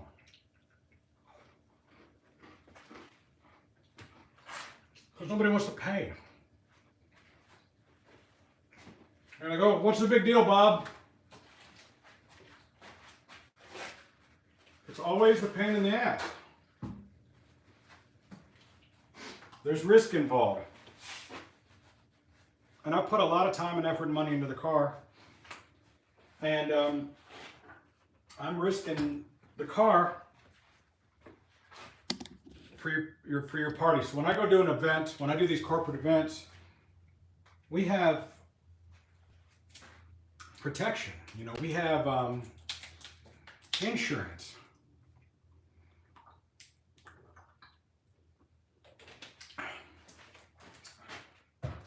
If something happens, you think he's going to pay for it? He's going to tell me to get fucked. Sorry, not my problem.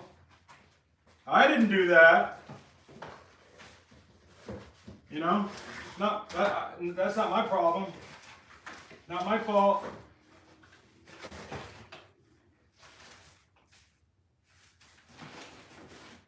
That's how that goes. Ask me how I know.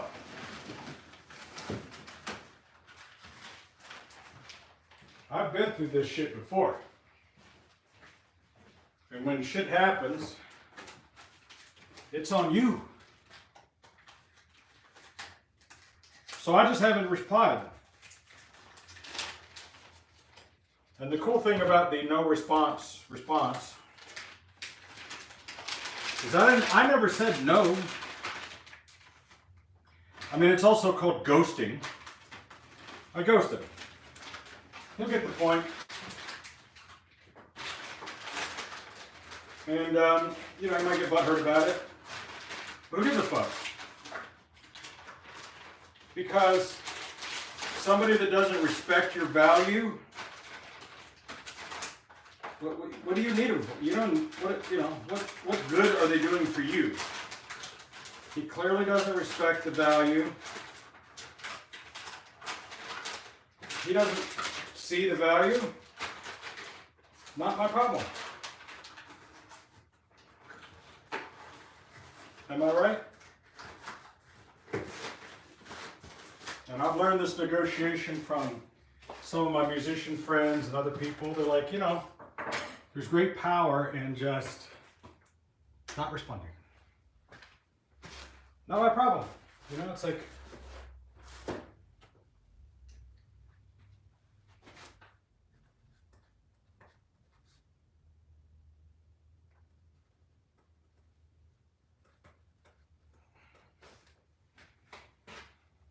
so that's how I'm handling that. It's a dick move. It's not cool. I should just be upfront with him and say, you know. But see, here's what happens when you do that I've learned. Now I have to justify and try to sell my product to him. I have to justify my value and my worth. How about now? Now, because it's already gone down the tubes. It's already over. He doesn't see the value, and then I have to try to sell it to him, and then he's going to feel ripped off about it. It's already too late. Does that make sense? It's already too late.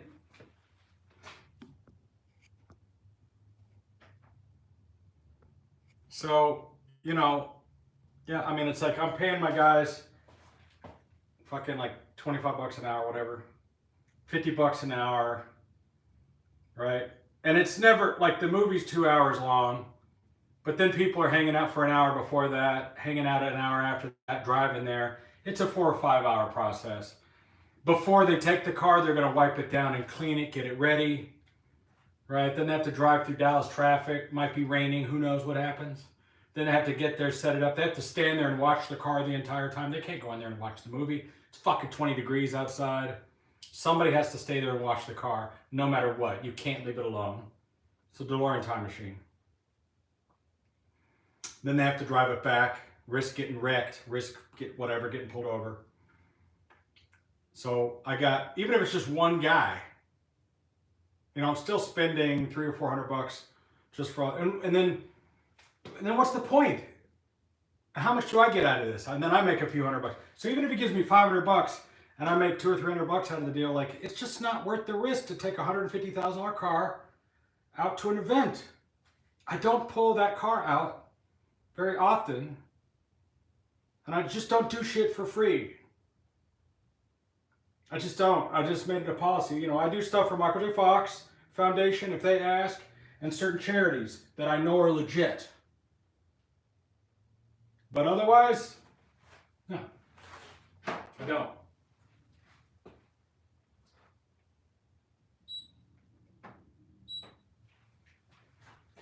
It says it's 49 degrees outside. 71 right here. That's up here, so. I love this mini split. They're the best. This room is, I wish this room was just like 3 or 4 feet bigger square, you know. Another 3 feet that way, another 3 or 4 feet that. It would give me just that little bit extra. I got enough room to fit this car in here, you know, which is fine. Which I probably need to finish moving things back. I'll put this trash can back over here. And I need to take this stuff out of here.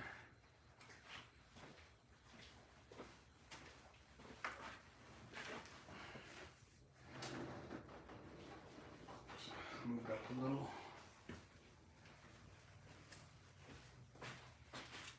So I can get around it. But I mean, you know, it's just not worth my time and effort, and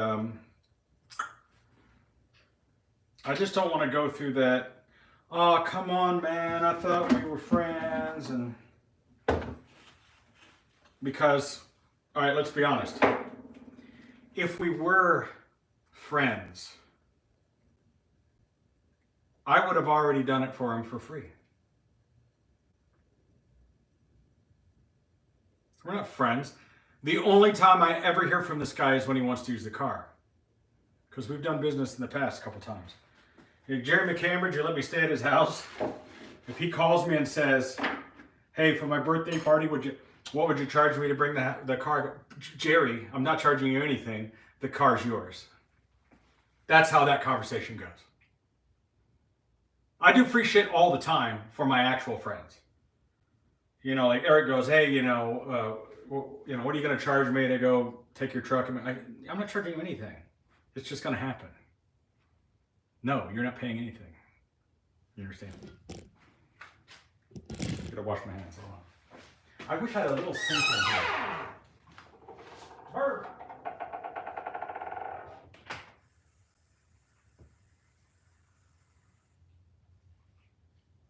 It is so fucking cold out here.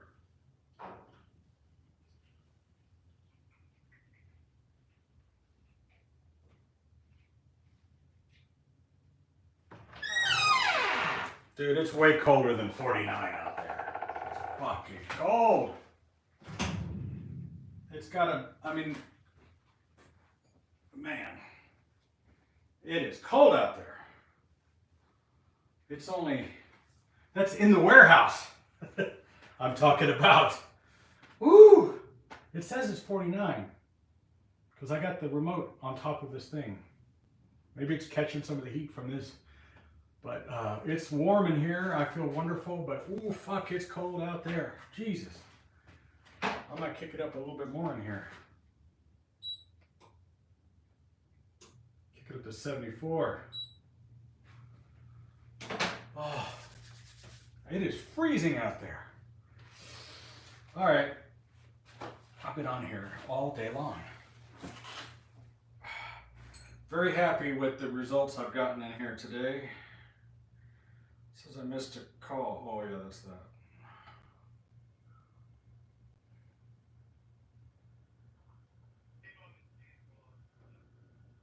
I might send him a thing and say, sorry, I can't do it. And then just leave it at that. Sorry, not available. Happy birthday. Good luck.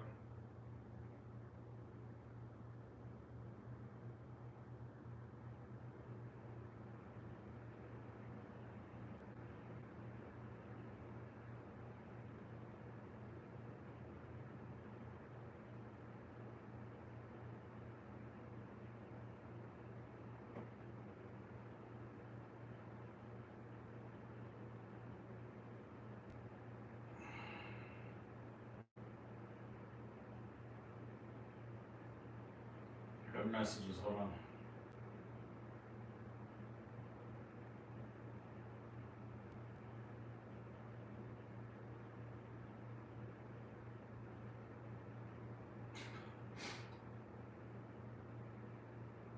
People are, some of my friends are like, dude, is that $40,000 for real? I'm like, it's real, dude. I don't know what to tell you.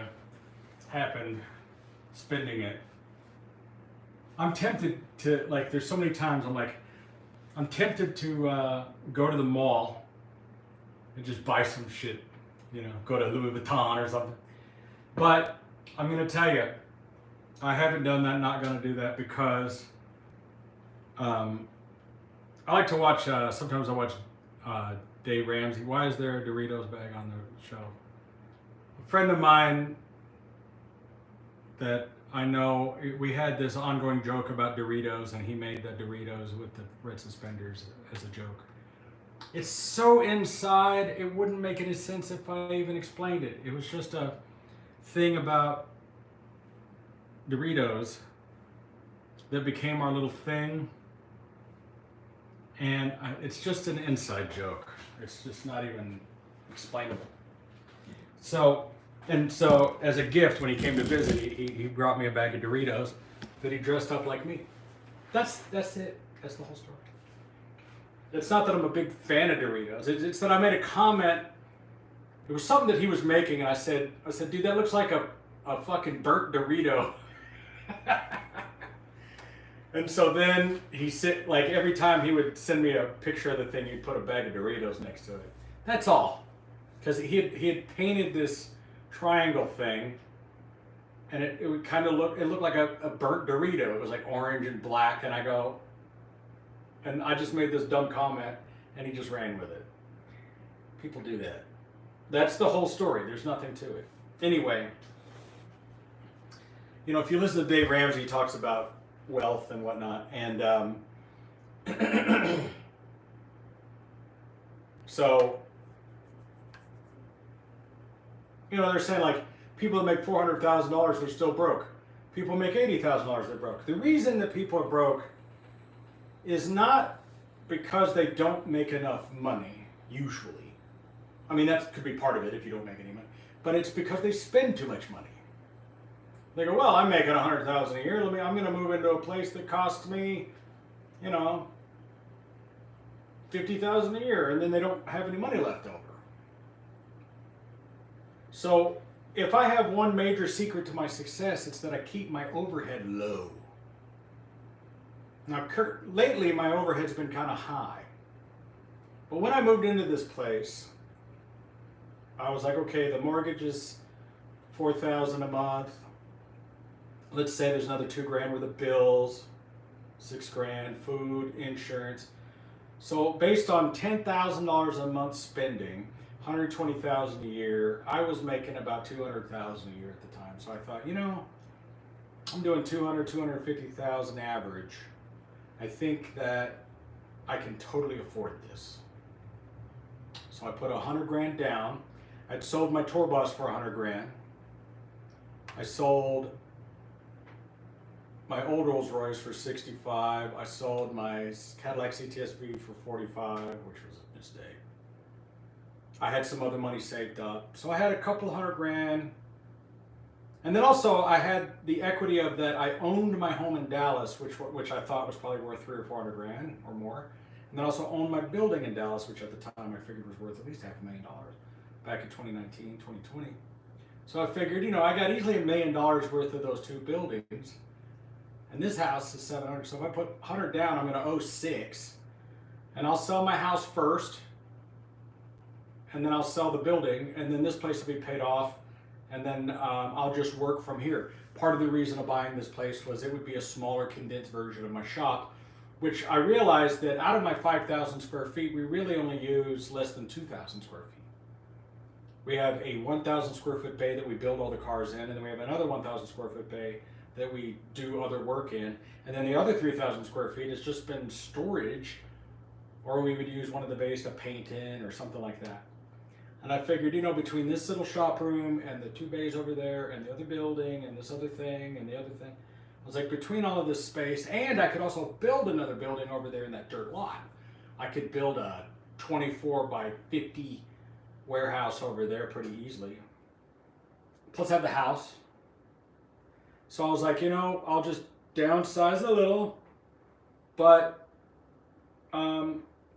if this place was paid off, my overhead would only be utilities, insurance, food. And that was the plan originally. But then Biden happened. And with Joe Biden at the helm, I went from making $250,000 a year to maybe 100. I think I lost money last year. I probably after whatever money I made, and then I lost payroll. I mean, I probably made nothing. I might have broke even or something. And that's not even really counting profit from business. That's selling off assets. You know, I sold the Bluesmobile, sold the Scooby-Doo, sold the Scarface, sold my white Rolls Royce. So I don't really consider that doing business. That's just selling off my cars. So the big problem is that people that get a job that makes like 80 grand a year, let's say, 60 grand a year. They make 60 grand a year and they're paying fucking 40,000 in rent. It's not enough money to live. That's why, you know, most of the people that live in these McMansions are broke. They're fucking broke. They've got a financed car. They've got a bunch of credit cards, and they're 30, 40,000 in debt. And they're just barely getting by, and they're just barely making the payments. And then the smallest little tragedy comes along, and then they're fucked.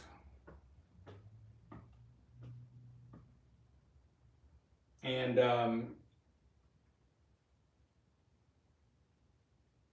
if the thing happens with the Chinese settlement, with those guys, I'll be at complete net zero.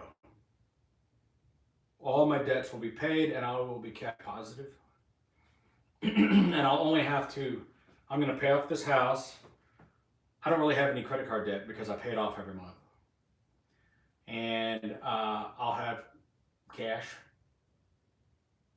So I, by my estimates, I think that, like, if I sell this other time machine, have some cash, pay off everything, I should be completely debt free and have about $500,000 left over, somewhere in there. That's what I'm guessing. If all goes well. If all my ducks get in a row, that would be the scenario. And that's not enough money to retire on. I'm going to have to keep working right here in this room. And but here's the deal. I'm going to shut down my shop in Dallas at some point and then rent the building.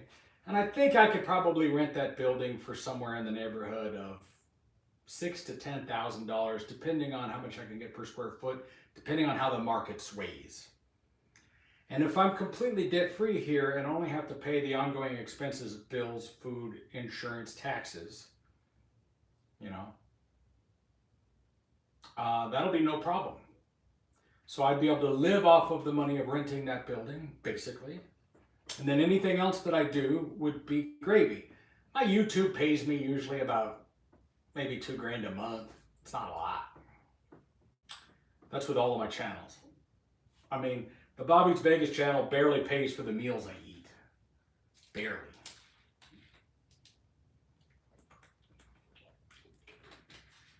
So, what is that? $1 million ain't what it used to be.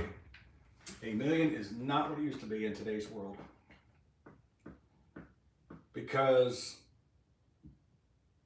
But it just depends on your level of living. See, people think I'm a lot richer than I am, but it's not that I'm rich, it's just that I don't have a lot of cost based on what I have. Like this red Lamborghini thing, I paid 20 grand for it. And then I put an antique plate on it. And the cost of ownership for it is like almost nothing. And that's the case with most of my cars. But my daily drivers cost me a lot. So it's all relative. It's not that I'm rich, it's just that you're poor. And that's a statement that I've heard many times because, like, I've got friends that are worth 10, $20 million and they live as frugally or more frugal than I do. But that's also why they're probably very rich. I mean, this dude's got 10 million bucks and he will break his neck to use a coupon, a buy one, get one free. You know, he's not wearing Louis Vuitton. He's not wearing Prada. He's not driving a Rolls Royce. He drives like a fucking 5-year-old Tesla. He wears sweatpants. And the guy has enough money that he would never have to work for 100 lifetimes. But he also has the luxury to hop on, you know, when he does go and do something, they fly first class and they go to Disneyland Land and they get the VIP fucking thing. It's like they spend their money selectively on certain stuff. When you see the average fucking bozo walking around dripping in Louis Vuitton and he's got a, you know, Gucci bag, like, this fucking guy has no money. And maybe he's got 100 grand on him or something, you know, but he's not rich. Rich people don't do that shit. That's what I've learned. That's why they laugh at you. When I go out in that Rolls Royce and I've got my fucking fancy clothes on, like, you know, I see guys that are multimillionaires, they got an Apple Watch. Like, look at Jay Leno. Dude's got an Apple Watch, a Wrangler denim shirt, some pants. His whole outfit isn't worth $200, including the shoes. And he's got a couple $100 million. And then you'll see some fucking clown like me walking around with $2,000 shoes and fancy watch. This is the cheapest Rolex there is. I mean, it's the no date black Submariner stainless steel. It's not the cheapest one, but it's basically the cheapest sport watch. Almost the cheapest. It's, you know. So, I mean, yes, it's at the end of the day, it's still a $10,000 watch, but in the grand scheme of things, it's nothing burger. The really rich guys that have the real money, that have like a Jacob & Co. or, you know, Audemars Piguet that's $150,000. So that's, you know, there's people out there that would say, well, I'm a wannabe rich guy because I've got some name brand shoes and I'm driving a 20-year-old Rolls Royce and got the lowest, cheapest Rolex you can get. And I'll take that dig if you got like $100 million. But if you work at Starbucks and you're just telling me that, I'm like, well, suck my dick. The thing is I'm not trying to be something I'm not. I'm not like trying to pretend to be someone I'm not or trying to make people think I have more than I have. I'm just trying to enjoy what I can afford. Like if I had the money to go buy a brand new Rolls Royce Spectre for 700 grand, I would. If I had the money to go down to Lamborghini and buy a brand new Urus with all the options for 400 grand, I would. If I had the money to custom build a house done the exact way I want that cost $5-10 million, I would.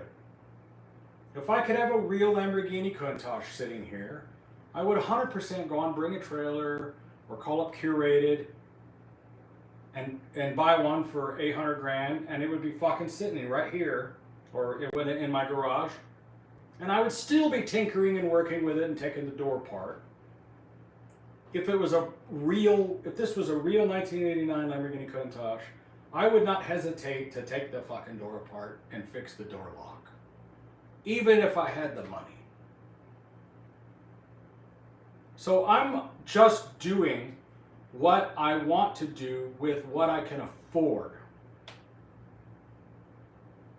have all the things that I want. I have my Harley, have my convertible Rolls Royce I always wanted. I have my Phantom that I always wanted. I have my DeLorean. I have my Knight Rider Trans Am. I have my Lamborghini. And even though this isn't an aluminum car with a V12, I kind of sort of get the same experience with it. I'm sitting here looking at it, and this thing is fucking cool. So it's like, you know, it's like the difference between natural titties and fake titties. Everybody loves a 19-year-old stripper with those brand new, fresh, fluffy titties. But the 30-year-old chick with the implants, she's not ugly. Still take her home. The realization came to me the other day as I was like, you know, I never thought I'd be banging a 50-year-old chick, but here I am. Sorry, honey bun. We were young once. I mean, when she was 35, you know, she was fucking smoking hot. But she's still beautiful to me. She's my wife. But man, like, you know, I go look at a picture of us from 2010 and I was like, whew, wow, she was the hottest chick on the planet Earth to me. I'm not saying she's not now. I'm not saying she's not. But listen, she knows. She knows she's 50. I know I'm 50. I see my ass in the mirror when I get out of the shower. I'm like, goddamn. I'm all saggy. Look like shit. Used to be firm and round. You know. Gets old, you get old. So it really just comes down to scaling down. So I have all the things that I want to make. You know, when my house was all one together, man, I just had everything that I wanted. Maybe it wasn't the house of a gazillionaire, maybe whatever, but it was everything to me. And I was trying to explain this to, you know, I got this guy in my life that is never ever happy and never thankful for what he has. And he's always lamenting he wants more money. And I go, well, what do you want the money for? And he's like, oh, no, I just want more money. And I go, but you have to have a goal. See, what you don't understand is money isn't the goal. Money just buys the goal. What do you want the goal to be? What are you trying to get? And he doesn't have an answer for that. I said, I'm going to prove to you that money doesn't make you happy. Because like a lot of you may be watching, you might say, well, that's easy for you to say, Bob. You have money. Money would make me happy. Yes, if you're homeless, money will make you happy. For a minute. But what I'm talking about is, when you look at this guy's life, I go, okay, look, you have a pickup truck that you like. You have a Harley. You have two Harleys, actually.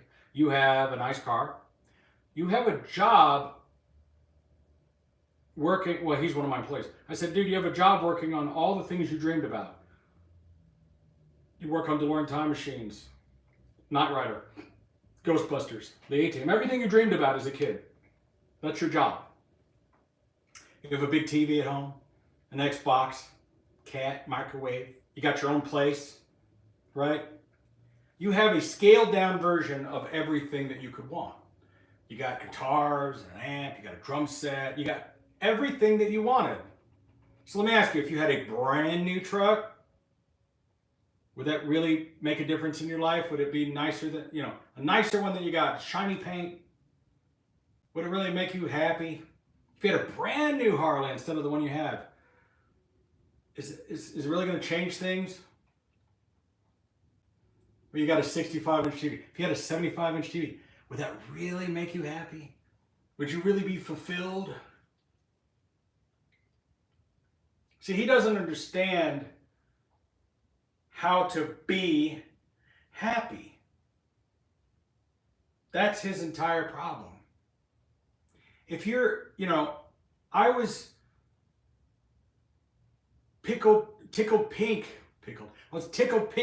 to be in the piece of shit Trans Am that I had. When I was 16 years old, I bought a 1982 Firebird. Had a blue fender, white fender. I mean, it was a piece of shit. Air conditioning didn't work. It rattled like Santa Claus coming down the road. And I was in love with that car. I thought I was a badass. So if you're not happy poor, you're not going to be happy rich. And I was happy poor. When I had my Hyundai Excel, I thought I was the coolest guy. When I had my 87 Grand Am, I thought I was I was driving around proud as shit. When I bought I bought an 87 Ford Taurus. That car was 10 years old at that point, probably. Not quite.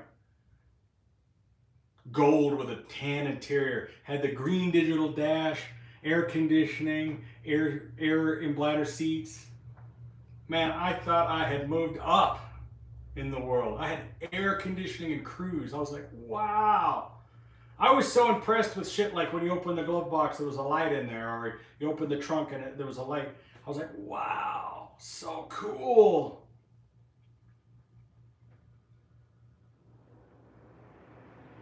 I love that car. I remember I had nothing but Ford Tauruses after that. Then I got a green 94, emerald green one with a gray interior. Then after that, I got the white Jelly Bean. Remember that one?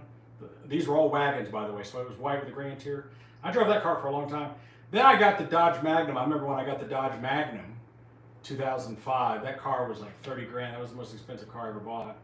And that thing, I mean, I thought I was a badass in that car. You know, just wow. But you think about the Dodge Magnum now, it's a piece of ghetto shit. Buy one for $2 grand, you know, ain't worth anything now.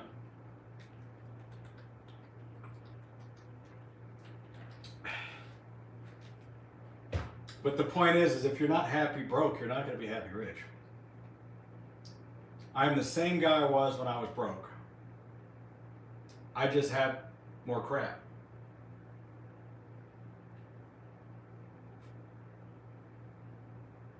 And this stuff doesn't make me happy. Of course, I love it, I enjoy it, but I'm not really attached to anything. And there's people out there that might argue that. But I'm not. I said this to Hippie yesterday. You know, Hippie, who works for me, the dude has a giant toy collection of collectible toys. It's probably worth 10, 20 grand, I don't know. And I go, dude, you walk to work. Or you have to walk to the bus stop and then ride the bus and then walk a mile to my house. You should sell some of that shit and fix your truck or buy a car. And he's like, oh man, I love my stuff. And I'm like, dude, that's the difference between you and me. I love my stuff too, but you know how like a snake will vomit up its prey to get away from an attacker? That's how I am. I'm like, listen, when the shit's hitting the fan, you know what I'm saying? I will lighten the load to escape. You're not willing to do that.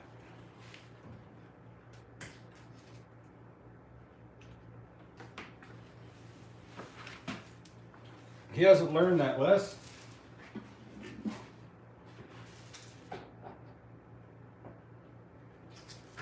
I'm gonna get out of here. I've been here all day. You guys, I need to let you people off the hook because I know you're just gonna keep watching me till I turn it off. I don't know why. I don't know why you guys love me so much. Can't be that entertaining. Anyway, I'm tired. 6:30. I don't really have anything to do. I just, you know, I might go do some other things. Oh, I just remembered. Actually, I do have something to do. I had a guy buy some stuff from me, and I need to ship it to him. And look how fucking cool this thing is. I mean, I was just sitting here staring at this. Look how cool that is. Just look at that profile. It's beautiful. It does make me happy. Look at that thing. Anyway, I'm sure you and I watched your old Hoovie episode last night. Oh wow. Anyway, I gotta go mail this stuff to this guy, and actually, might have to crawl up on top of it. I don't know if I've got it in there or if I've got it in here. I don't want to have to crawl up on the loft, but I might have to. Because I sold this guy, he bought a proton pack from me, and then I sold him ecto goggles and a PKE meter, because I got a whole bunch of them. So, anyway, I accomplished a lot today. I'm very happy with my shelves and the stuff that I did here today. If you do something, clean your room, or if you do anything at all, you just do a little bit here and there that is some sort of an accomplishment, so you feel like you did something and you're not just a loser, you'll feel good about yourself, you know. Do a little bit of something every day, positive. You know, go out and rake some leaves, just anything at all. Was that my time machine? Yes, that was a time machine that I built years ago. That was car number 27. I don't know if the guy's alive or dead. I just know that he's selling his collection. That car sold for like 130 with the premium. I saw that car a long time ago. He provided the DeLorean, if I remember correctly. I think I charged him 50 or 60,000 to do the build. So if he's still alive, he sold it for a good profit. What was that? Just a joke. What do you say? I did your Nan. Does that count? I don't know what that means. What's this say?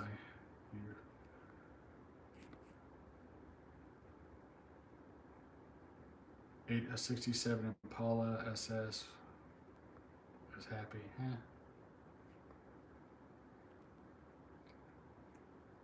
Message retracted. What was that? Let's see.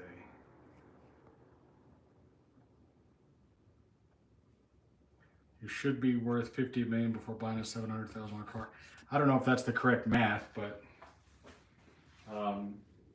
you know, I do see people out there. I have to wonder how much money they have before when they go buy these $1 million cars.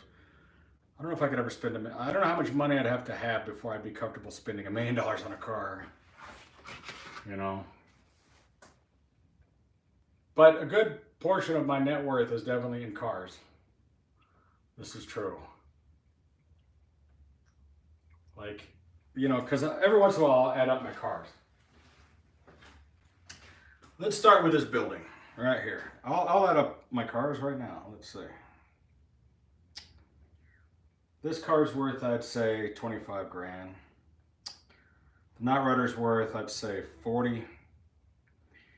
The convertible Rolls Royce, let's call it 40. The one the time machine out there, that one's worth about easily 175 or more, because that's a really good car. The other, that little van outside's worth 3. The other Rolls Royce, it's worth like 20. The Maserati's worth 30 maybe. It's probably depreciated. The other Ferrari car, let's call it 20. I don't know, just make up a number. I got that little cop car, I could get 3 grand for that. My pickup truck, easily 50 grand, no problem. That trailer out there, 20 grand, no problem. The Rolls Royce Phantom, I think I could get 100 for it.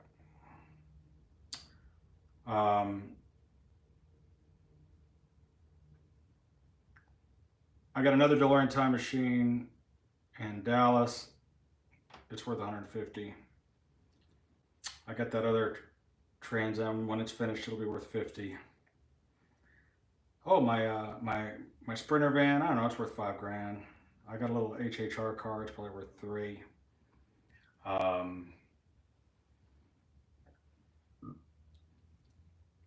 am I missing?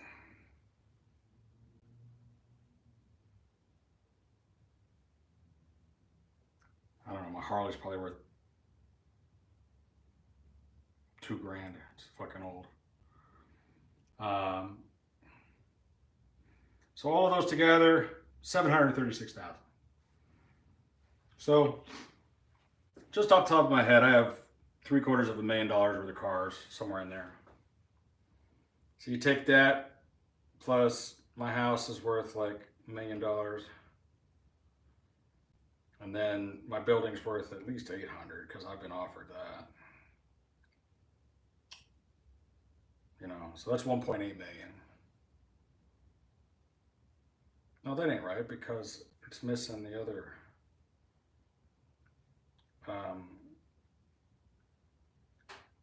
730,000. That's 2.5 million.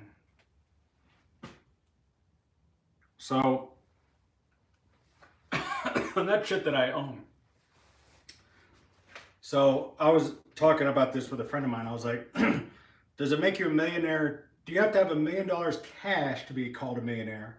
Or do you have to have $1 million worth of assets to be a millionaire? Is that how that works?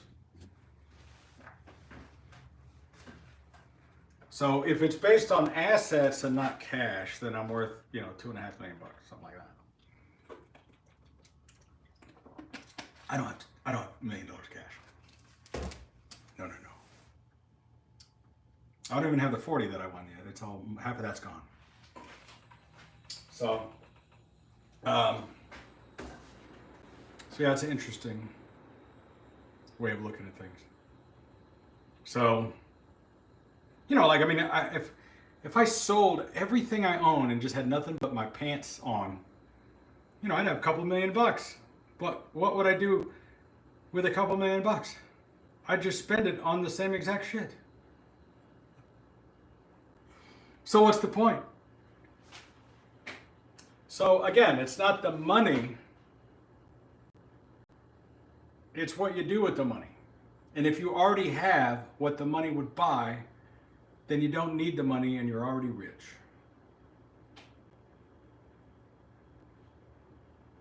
All right, guys. On that note, I'm going to get the hell out of here. Catch you guys later.